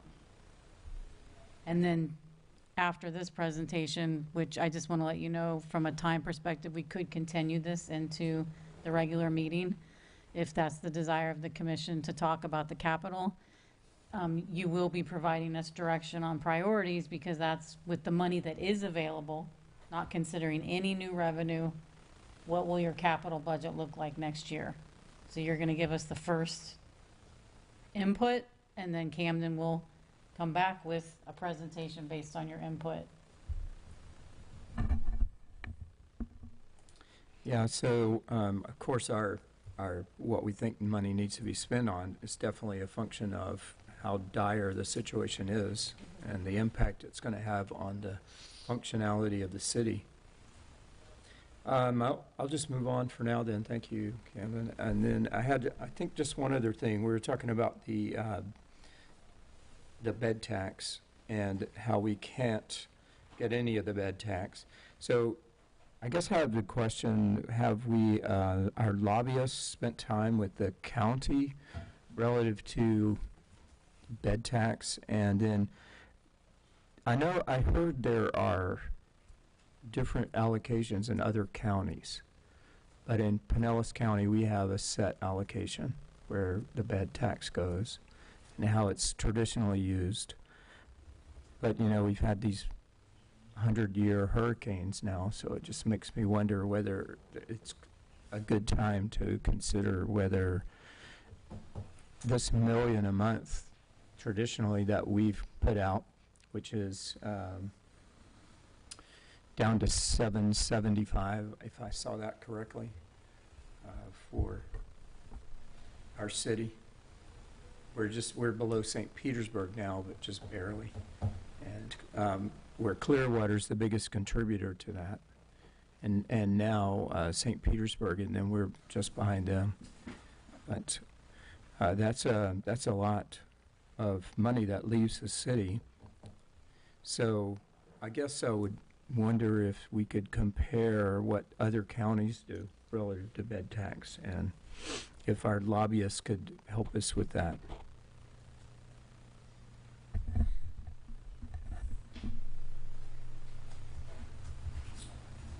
Great question. Adam Poyer, Assistant City Manager. So you're 100% right. It's a huge revenue source. So just in very general terms, the state regulates TDC money, and then each county can regulate it even further.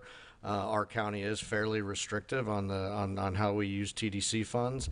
It breaks up, I believe, 60% to marketing, and then it breaks up to large events and capital items. But those are very, very specific on what you could actually use those for.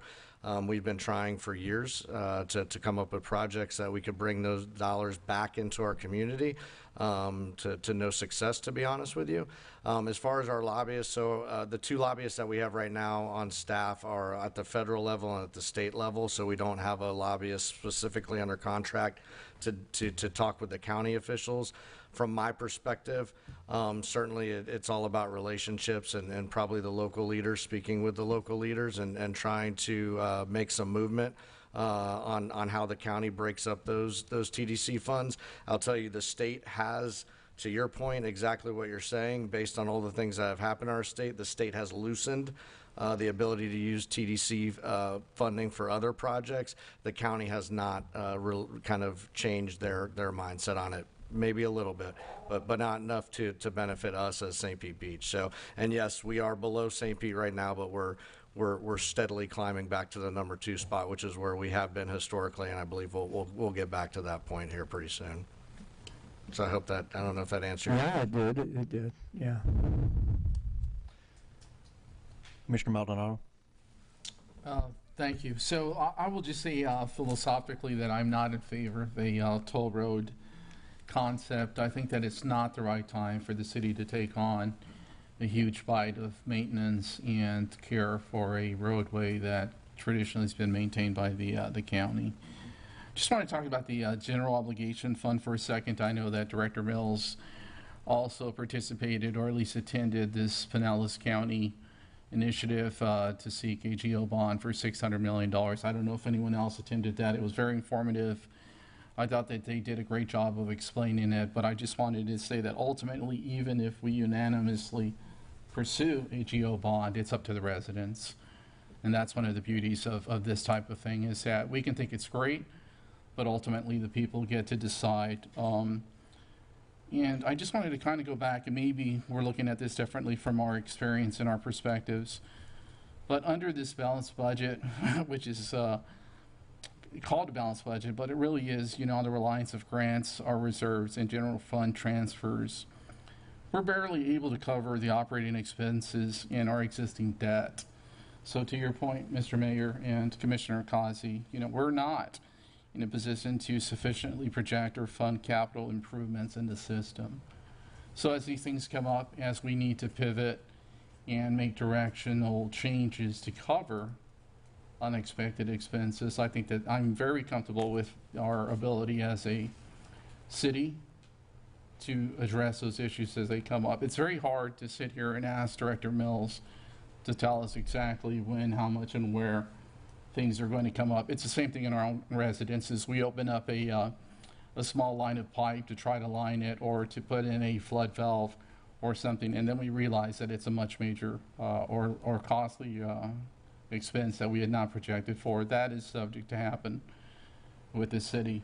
So therefore, I'm cautious of pushing too much on defining exact requirements. I will also say that it's a very strategic approach, from what I understand, correct me if I'm wrong, that we're looking at these needs, $218, $133 million as a long-term need for the city. It was previously described as a deficit. I was never comfortable with that. I will say that this is a bite as we need, move as we need goal, and that it will be adjusted. It's a moving scale, so I'd like to keep this very philosophical in terms of the direction that we provide to staff. And I do appreciate your questions of trying to get down into the weeds and things like that, but I think that it's impossible to project things that we just don't know about. So thank you. Sorry. Commissioner Marriott. One couple of last questions. First a comment, Commissioner Robinson mentioned that on some of the assessments or the fee increases, concerns about it falling mostly on the backs of the residents, and I understand that concern. I did want to point out, though, that a lot of these things being based on ERUs, which are equivalent residential units, and so what that means is that the biggest house in the city is still one ERU. And my commercial building, for instance, that's 6,000 square feet is 3 ERUs, 3.3 ERUs. So those things that are based on ERUs, you could argue fall significantly heavier on commercial properties than they do on residents because we pay for more ERUs per square footage significantly. And so I think that at the end of the day, what it means is that the costs are pretty evenly shared amongst the community. And then my only other question, which may be a question for Devin, or maybe for the city manager, or maybe for Camden, I'm not sure. But when we talk about bond financing, I'm assuming the advantage of that is either, as Commissioner Causey says, we have failures that need to be fixed immediately and we don't have the money, or we're assuming that if we fix things now, with money we get now in today's dollars, we're going to pay less than if we do the project over time or do it later, right? And so the benefit, the presumed benefit would be that it's going to cost us less because we're doing it with today dollars, even though we're paying it off over time. And so my question is, do we have the capacity? Would we really be able to complete some of these really big projects in a timely enough fashion with bond financing to make the math work in our favor versus doing them over time based on our capacity to actually do the work? That would be a Camden potentially. Let me try, and then if you don't like my answer, I can have one of Camden or Devin help me out. So your question's multi-pronged. So yes, depending on interest rates. So that's something you're tracking on financing, and you saw a lot of government-type construction when interest rates were super low. People were building libraries and all the things that maybe I wouldn't say nice to have, but it's not critical failure of a health and safety issue. So yes, if we were to look at that right now, we are in a position where some things might be at critical failure. Some of our neighborhoods are flooded on a daily basis. I would say that's probably close to a failure point, not only for the residents, but the roads and the storm drain systems.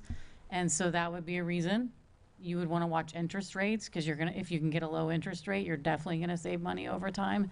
And then because of inflation on cost of construction, since the pandemic, we have not seen any relief on year-over-year double-digit increases in construction. So that would be my simple answer. If you'd like more detail, Camden could probably dive into it a little more. No, that's all really good information. I guess the only piece that's missing there is do we have the capacity to get the work, to realize the savings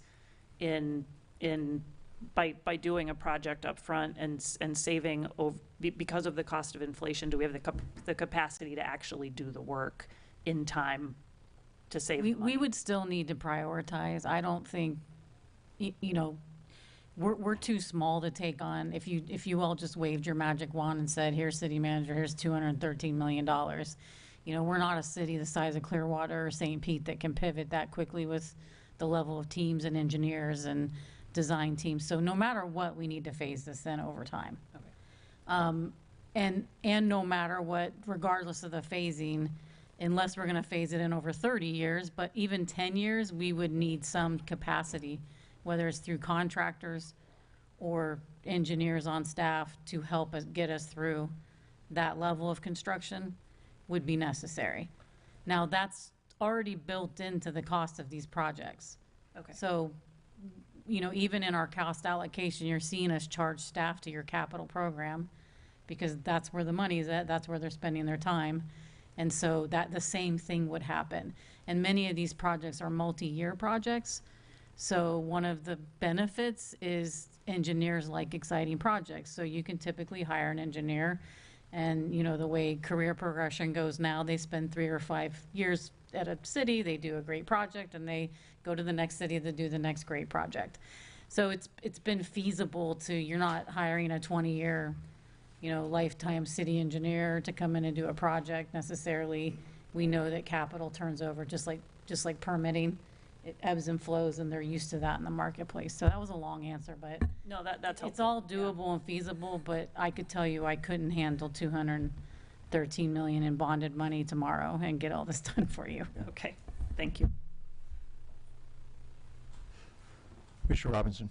I did want to make a comment too, as far as with the sewer system, because there are concerns on the subaqueous line, and it's end of life, which is approaching quite quick. And did want to say in regards to Pinellas County selling our sewer system to Pinellas County, back in Camden, you can correct me if I'm wrong, but we haven't really done any maintenance on our sewer system unless it's been breakage. I mean, we haven't been lining them up until now when we were talking about it, correct?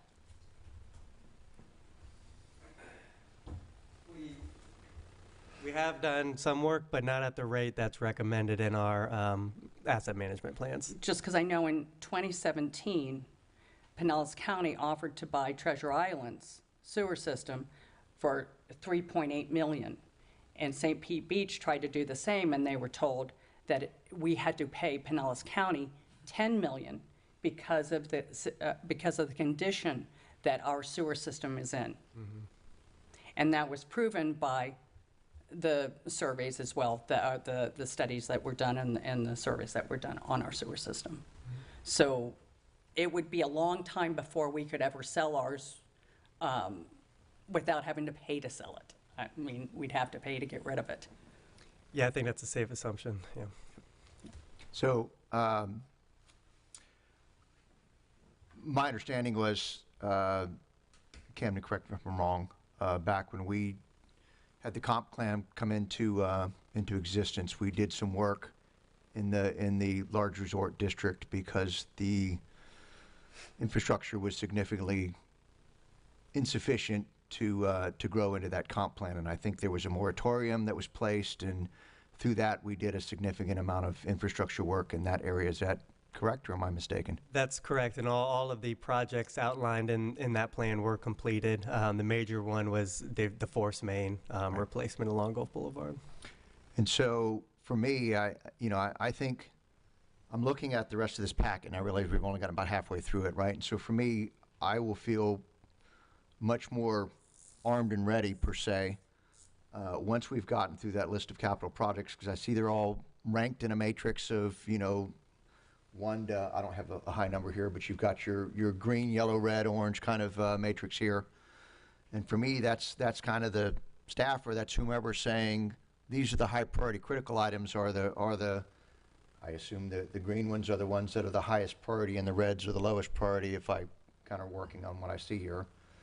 But I think for me, I'd love to see us get through that so that we can understand, because I think there's some things that we can whittle out of there potentially. And I realize we're not going to get to zero. Don't get me wrong, I understand that.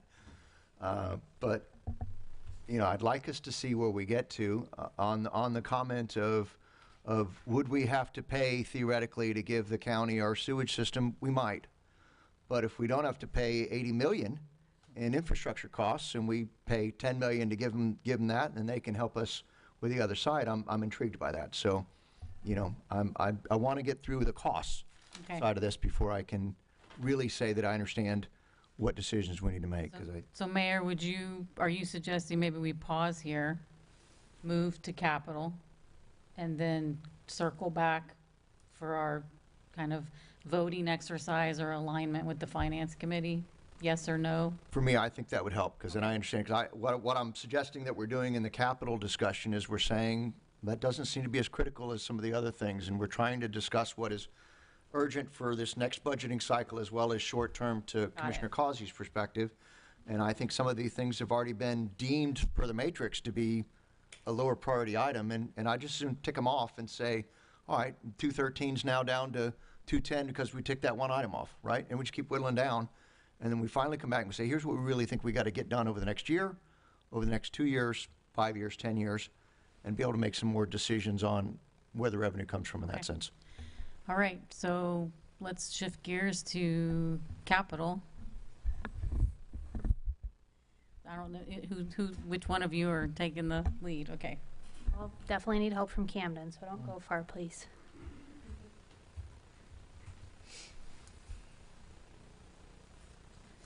And I assume, City Manager, you want to get through the presentation before we stop and ask questions? Okay. I'll do my best.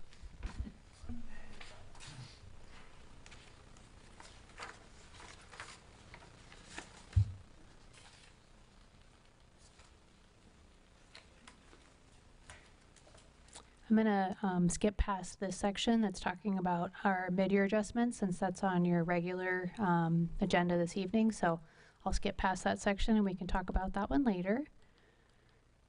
Okay, so as we're diving into this preliminary capital improvement plan, this is walking the commission through our initial plan.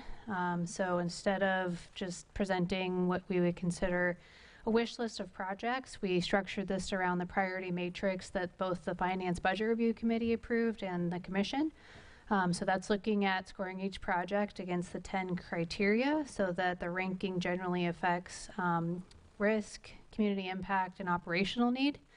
So I'll take you just kind of quick refresher. This is the 10 areas around the matrix, and so each project is really evaluated against these 10 criteria. The core formula is really the likelihood of failure multiplied by the consequence of failure, meaning if a project scores higher, the project scores higher if the asset is both likely to fail and the failure would cause significant harm. So what we've done here is we've also added an additional weighted number for anything that might have any grant funding or for a project that can be bundled with other work to reduce any costs or disruptions to our residents.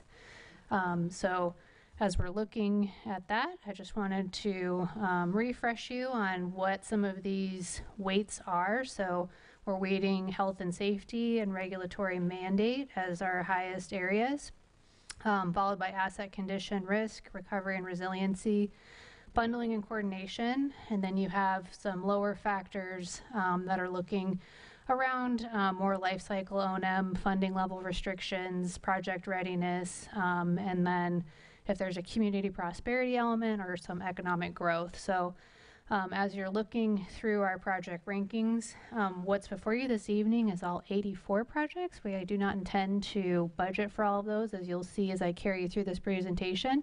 Your 27 budgets in some cases are in the negative, and so what we're showing you is here's the entire capital list that we have provided today.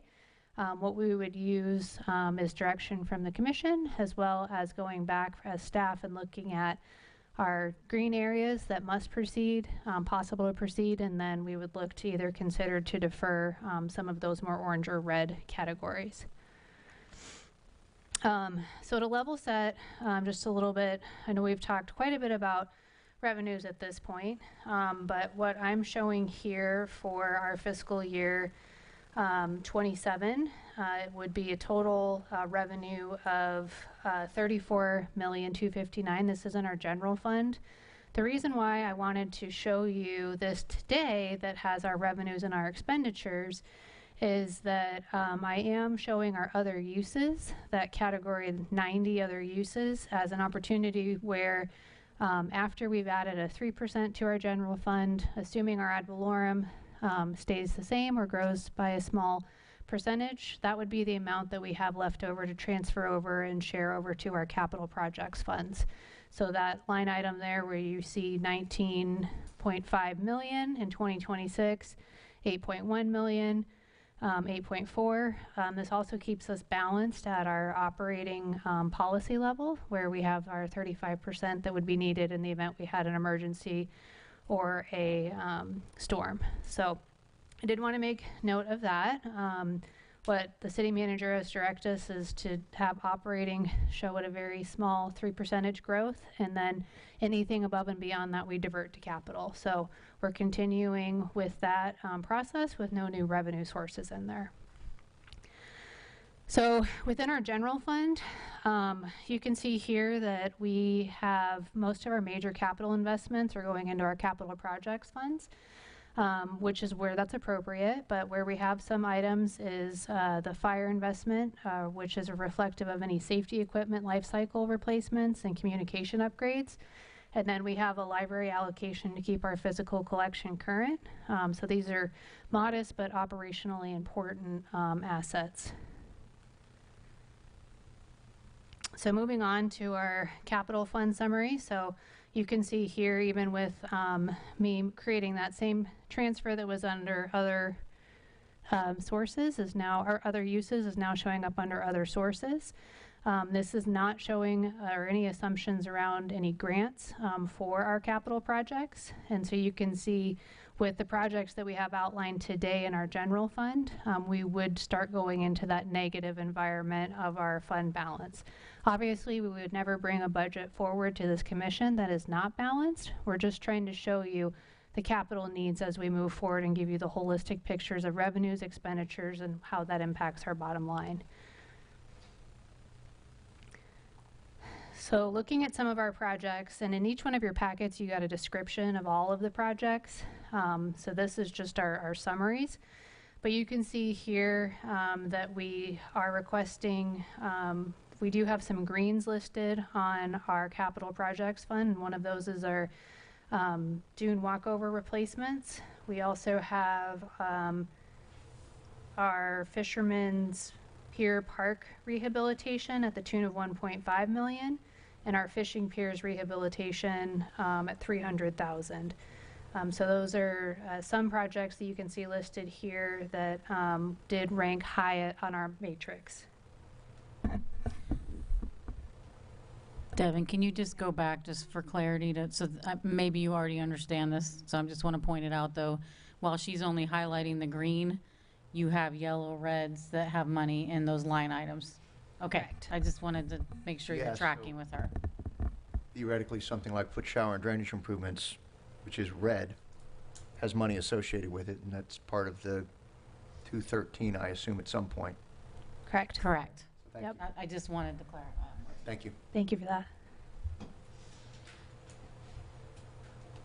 Okay.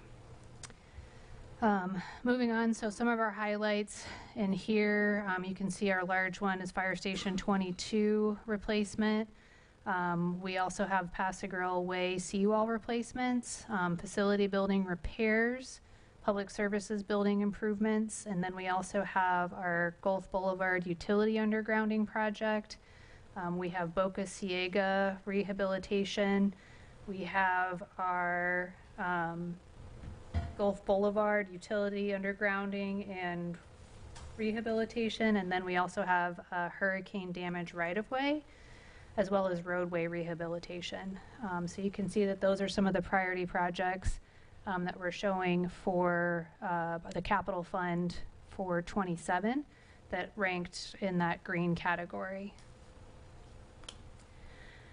So moving on to our resiliency fund, as we mentioned in that revenue picture, you can see that we have about 8.7 million in ask for capital projects. Based on that we don't have a revenue source for this fund, that's where we're showing how we would end up into that negative fund balance position.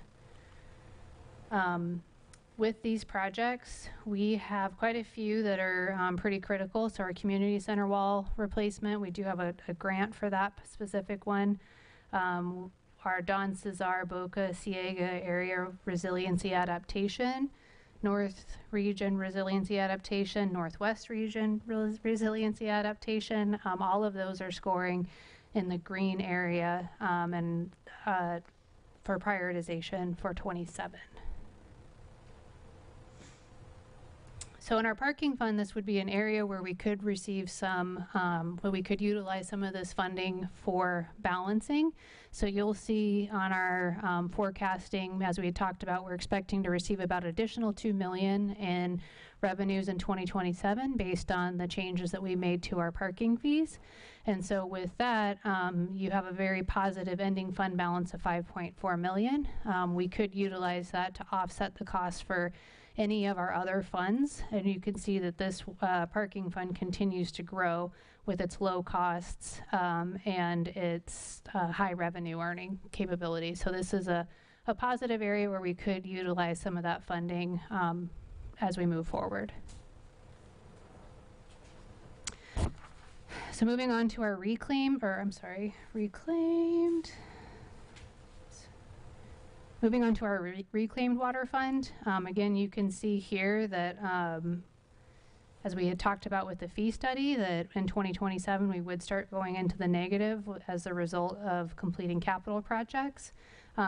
This is a fund where we can barely break even just doing our regular operations.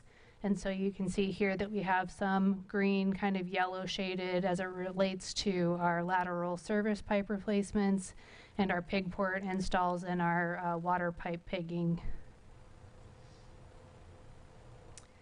All right, moving on to our stormwater fund. Again, similar situation here where our revenues are not sufficient to cover our capital expenditures, and we have a request of about $1,025,000 for fiscal year 27.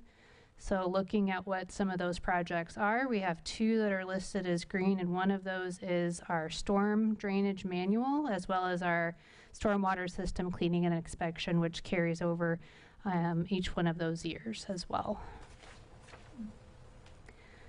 Moving on to our wastewater fund. Again, I'm sorry, I'm not trying to sound like a broken record, but again, we are showing that we're going into the negative here as a result of the capital needs that are dire in each one of these funds. So even with our modest revenue projections, and again, this has none of the fee study information in it, this is just status quo. You can see we would start going into the negative in 2027. This fund in particular has a lot of our highest ranked, so you can see that our #1 project sits in there for our wastewater asset management updates. We also have wastewater collection system improvements, Force Main 1 and Force Main 17. We have our wastewater pumps lift station assessment, lift station pumps overhauls, and lift station rehabilitation, as well as our wastewater control data acquisition conversion. So a lot of green within this fund, and even some that are trending towards that yellow-green color in our rankings. So with that, that takes us through our capital projects. Questions, discussion, we'll probably need Camden up here to answer any of the technical questions you might have from the description of the projects. This is our first look at this. Since we have our 5 workshops, we would take any feedback that we received from you today, and then we'll start working towards bringing you a balanced budget. So, of course, we're not going to bring you with those negatives, but just wanted to show the full picture of what we are working with here.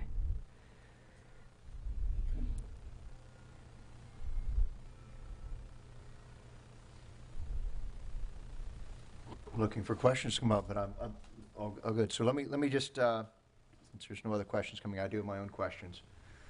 So help me understand the ranking, I understand the criteria. I get it, the red, yellow, green. Who ranked these projects? Is it staff that ranked them? Is it, who ranked the projects? And when was the last ranking done, please? Yeah, so for public services, Camden, I don't know if anybody on your team helped you, or if it was all you, or? Yeah, our staff did it together. Okay. And then, if I'm correct, your green ones, when they become green, yellow, and red, right? The green ones are usually what you would recommend is the highest priority things that we should be getting on first. Correct. Correct? Mm-hmm. Okay. And then not only are they color-coded, but then you've also gone and, if you will, forced rank them inside of their color coding. So in the end, if you've got, I think you said 82 projects, I should see a number 1 through 82 all the way through, and they should vary with the ones being green and the yellows being, in the 20s, and then presumably at some point I got a bunch of red ones at the end. Is that correct? That's correct. The only area where you're going to see some confliction is where some of the projects, like the Resiliency Fund is a good example of this, where the projects, let me get right back over there, all ranked at a weighted 65. So those are all going to come through with a number 14 in the priority. Understood. Okay, fair enough. Got it.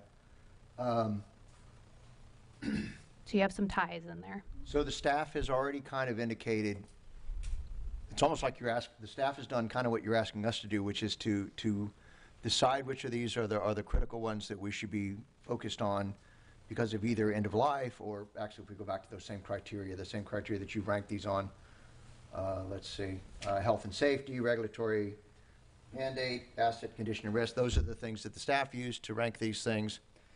And in the end, if I'm hearing correctly, the staff has already kind of gone through these capital projects and essentially provided for the commission's benefit their recommendation on a ranking, and not only that, but a green being you should get onto this quickly, and a red being you could consider deferring that. And I don't want to put words in your mouth, but it's already kind of been done what's being asked of this commission.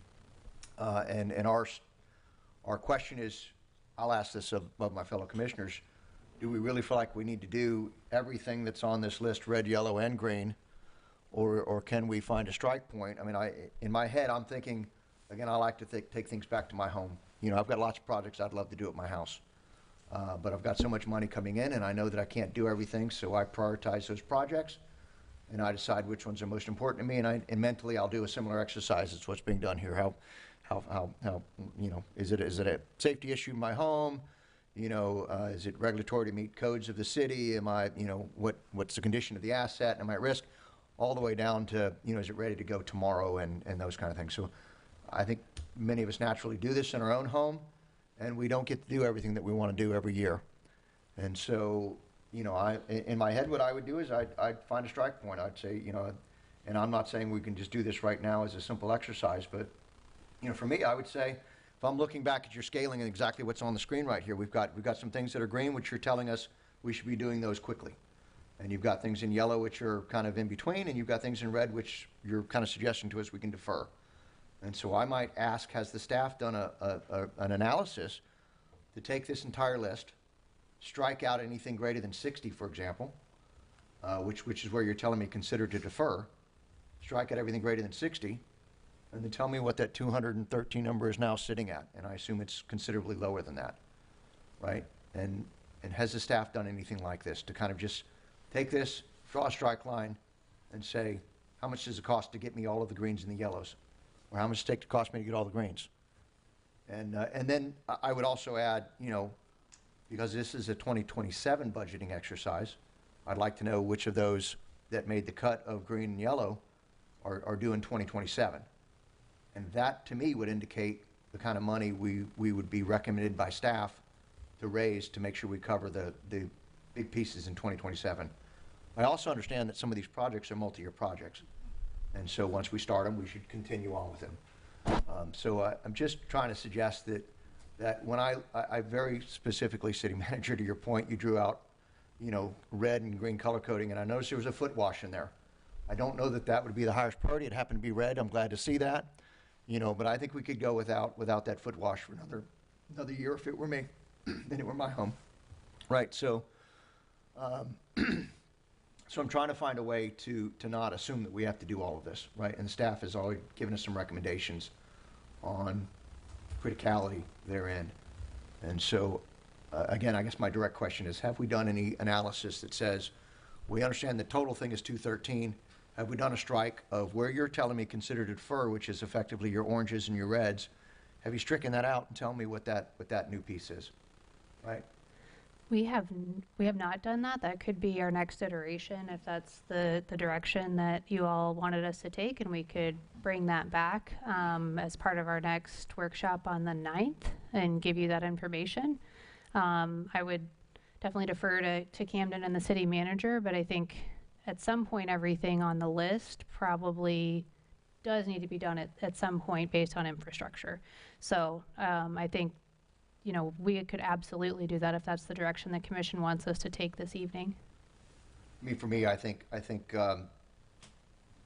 again, I think not all of these are critical. That's what we're kind of hearing. I'd like to understand what's critical. I'd like to understand, my understanding is that you've already acknowledged, we're pursuing some grants on some of these projects. And so if those projects are being pursued by grants, I don't want to strike them now if we have the potential of getting a grant for them. So I'd be looking at grant money. Those projects that are tied to grants, I wouldn't want to strike those initially, right? And I would assume if they're tied to grants, they're usually a little more critical and they might fall in the green kind of area anyways. But either way, I'd be looking at where we're pursuing grants. Let's not strike those, right? I do still think that we should contemplate whether we can sell our sewage or talk about a sale of an asset, and sewage comes to mind. And I'd like to understand what the total piece of that work to the city from its capital improvement perspective is. And then I know there's some other pieces, I think of, I don't know, is the Mary Pier on here, for example? Is the Mary Pier one of the pieces? Right, it is. So can we tie in? I can tell you this. I know that there's some work, and I know, Ms. Canary, I know you're familiar with it as well. There's some ideas in the county to kind of extend the water taxi service, right? And so if they extend, theoretically, right now it goes between downtown Tampa and St. Pete Pier. There's some discussion going on about potentially bringing that water taxi further, perhaps on a St. Pete Beach. Maybe Mary Pier, theoretically, and I'm not suggesting it is, but maybe that's a great stopping point for that taxi, and it would bring tourism to the area, and maybe we could have some conversations about TDT money to help us kind of refurbish that pier, right? So I'm looking for areas between grants, selling off sewage potentially, TDT, if we can tie into some of these tourism areas, whether the CRA comes to fruition, right? All of these things are things that in the end, they cost us time and they cost us effort, but they don't cost the residents and the business owners money yet, right? And if we can find out all those issues, we strike point, we say we're only going to do the green things over the next few years. We'll do the yellow ones in the subsequent years, and the red ones we'll get to in, 5 years, 5, 6, and 7, wherever that is, right? And then we kind of revisit the whole thing. So we're not looking at the entire $213 million. We're looking at pieces of it, and what do we think are the critical pieces? And more specifically to this exercise, what are the pieces that are coming in 2027 that we need to figure out how we're going to cover? And so when we finished the revenue portion and I said, it's kind of hard for me to tell you until you tell me what we really owe, this is what I'm talking about. I don't think all these reds and oranges are need to be done in the next year or two. I haven't looked at them specifically individually. I've gone through the list, but I haven't studied the ranking and say, is it really a red? Should it be a red? Presumably, that's how I would approach this as a general, personally, how I would approach this. And I'd like us to exhaust that as we consider what revenue options we'd want to pursue. Because again, I think, just to restate it, grants, selling off some of our assets, do we have some tourism development tax we can go? Is the CRA still a viable? We've forced ranked this list, and we find out what's really critical, then we start talking about, where we need to, talk bonds or assessments or things like that. And so these are other areas to grab money before we start talking about how we're going to get the residents and businesses to pay for these things. And I think there's some viability in some of these things that I'm alluding to. So, the general comments, I'm just telling you how I would approach this. And so I would like to see, I guess my ask would be, can we draw a strike line, rank these, green to orange, green to red, and then draw a strike line, because if I'm looking at the slide 69 right in front of us, if it's orange and red, you're already considering us to defer it anyways. So just draw me that strike line and tell me what it is above that. Do the same between green and yellow. So between 33 and 37, so which is our highest likely to proceed and possible to proceed, draw me another strike line. So I understand to get the greens, it's going to cost us, I'm going to make a number up here. Get the greens, it's going to cost us $58 million over the next 5 years. To get the greens and yellows, it's going to be $78 million over the next 5 years. And to get all of them, I know those aren't the right numbers. I'm just suggesting to you that would help, at least me personally, start to make a decision on the criticality of these and the prioritization of them and how we're going to fund them. I would also like to see that, again, tied in with which of those we're already pursuing grants, which ones could we potentially sell off, which ones are TDT, kind of PSTA kind of tourism development kind of work, and attack it all this way. So, sorry, that was a lot of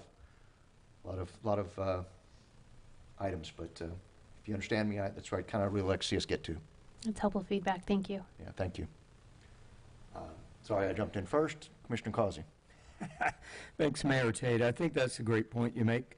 And speaking about drilling in just a little bit on this wastewater fund, it's one of the largest of the expenses, it seems like, with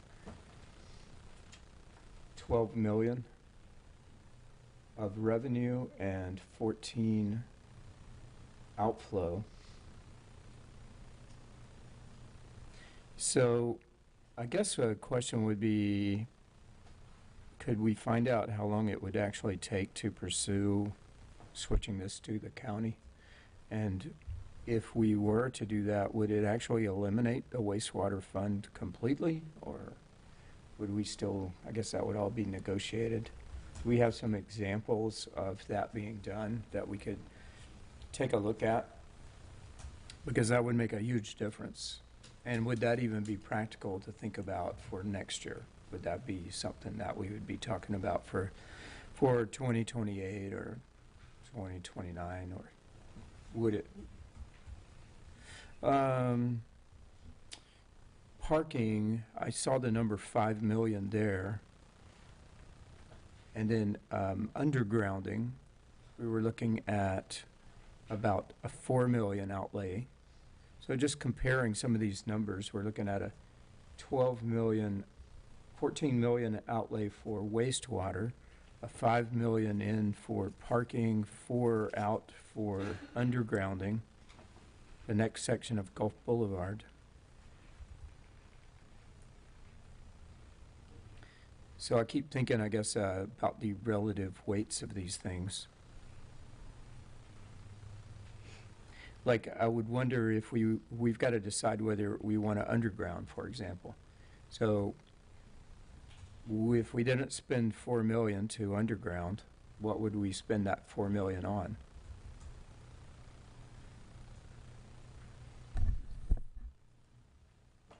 Those are your decisions to make.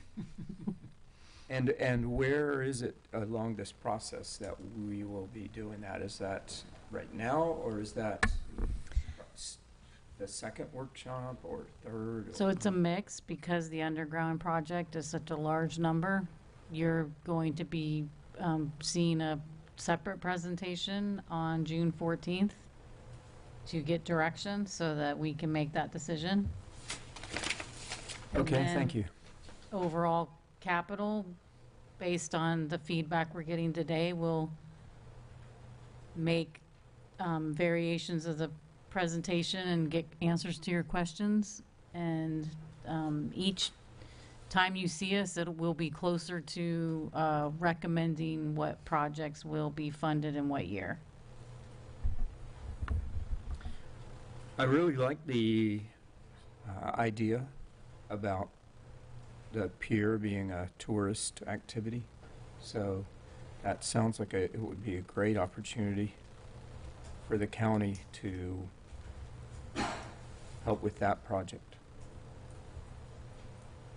Is who is it that would be looking into that?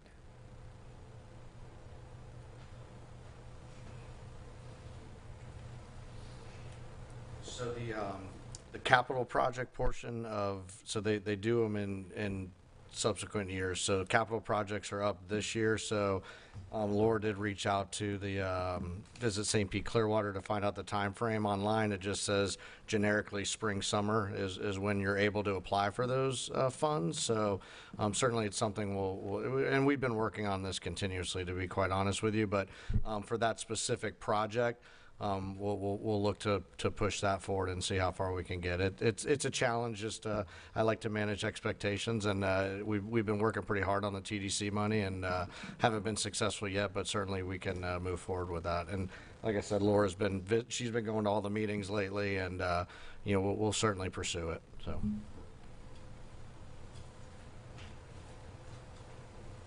Laura Canary, Community Development Director, and I just want to add there's a dollar-to-dollar match for the VSPC project, so something just to be mindful of, and I believe it cannot exceed 70% of the total project cost, whatever that amount ends up being.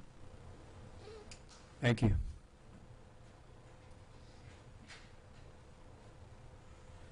I think that's it for my questions for right now then. Commissioner Marriott. Thank you. Thanks, Devin. I appreciate the ranking that that's been done this year. I think that's a really big step towards making this a lot clearer and a lot more transparent about how we should be looking at these capital projects. And I know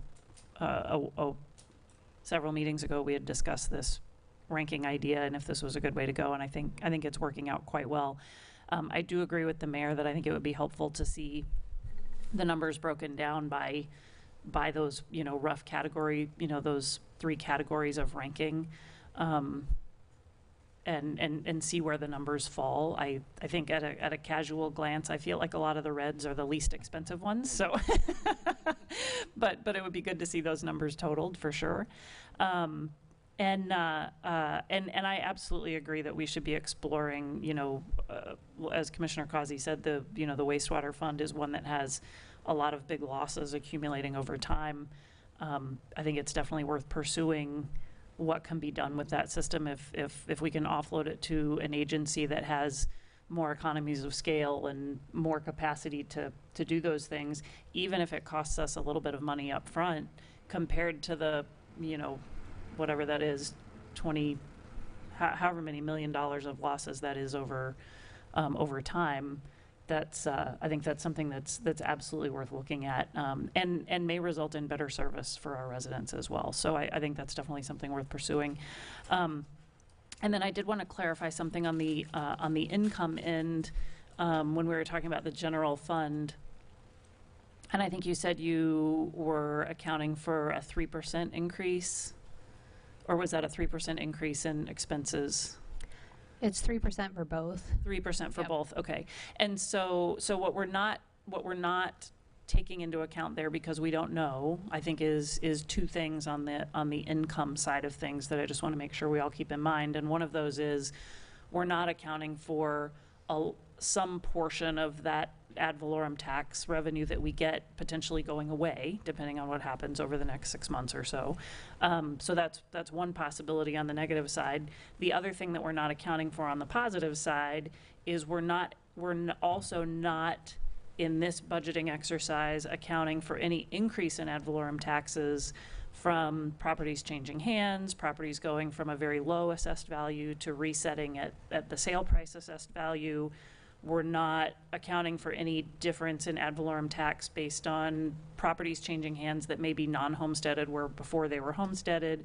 And we're also not accounting for any potential increase in ad valorem taxes for projects that are either planned or under construction or have been approved that will add to the ad valorem tax base, the Corey Landings, the Miramar that's under construction, any of those, none of those have been taken into account there either. Is that correct? That's correct. And I think you're making a really good point when you're looking at this general fund. If you take out that total other uses that we're deferring over to capital, we're very fortunate that we have a very stable general fund. That's not usually the case in cities. I've never had the luxury of having a nice balanced general fund, so that's positive. And as we're thinking about any of those revenues, I mean, the commission has the opportunity, I mean, it's a puzzle to say if fees are going to change this way, then does ad valorem go down? You know, so that it's a full encompassing picture when you're looking at the revenue side of things. But I think that was a really good call out that you had. Okay, thanks. And we also, it would be helpful for me, and it may be in here somewhere, just not clear enough for me to notice, that if our enterprise funds, if we are able to over some period of time raise the fees so that those enterprise funds are self-sustaining, how does that change the overall picture of our capital fund where there's money that has been coming from the general fund to shore up those enterprise funds? If all of a sudden that batch of money is available for capital projects, what does the whole picture look like then? We could have that for you for next time. All right, thank you. Commissioner Causey. Yeah, I would just, I think that's great, Commissioner Marriott, thank you for that. And as far as for next time, I'm wondering if we were to plan on the self-sustaining for each of the enterprise funds, and so specifically estimating something for parking and the wastewater, the fees. So if we were to see what the fees would do and have some way to compare that, if we started doing those, and if we could do those for 2027. And then another question I had is we just mentioned the new developments and what kind of extra tax money we would get from, so we just took Miramar and Corey Landings as an example, when those would actually be available to us. From a tax standpoint, would that be for 2027 or would that be 2028? For the property tax Right. value, I mean, I think that would be when the construction is complete.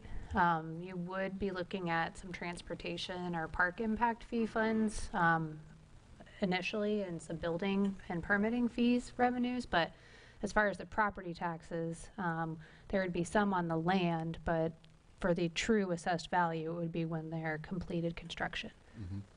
So those wouldn't be for next year for certain. Okay.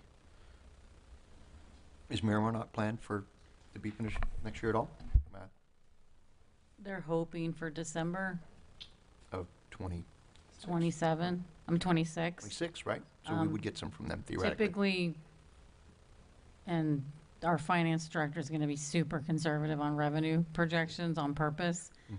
Unless we have a project done, we try not to balance your budget on projecting a hotel or a major Yeah. development opening. But we'll have it, for example, we're working on some long-term forecasting for revenue. Those are things we would start plugging in. If we were in that position right now, we would plug it in 28. And Gotcha. say, this is how your revenue is going to grow based on the development that's happening. Understood. And conservatively, I get that, but we may see some in 27 is what you're telling me. But conservatively, we were saying 28. Yes. Understood. And then if extra revenue comes in, that's where you see through the audit where you would end the budget year better, because we don't spend that money unless we come back and ask you to allocate extra revenue. Is it worth going through the red items line by line right now to decide whether we feel like those are good ideas, or is that going to be a next time type thing? I guess I'm asking what your opinion is on that. I think if we present it for what you all have proposed, I think it'll be cleaner to be able to see it with your greens, your yellows, and your reds a lot easier in those categories, so it's not mingled right now by fund as it is. I think that might be an easier, palatable Yep. practice for you. To be clear for me, I know I made that suggestion. I would like to see it in total, and then the 2027 impact. Like, here's, reds in total are, Yep. 35 million, 27 is 10 million, right? Yes. Okay.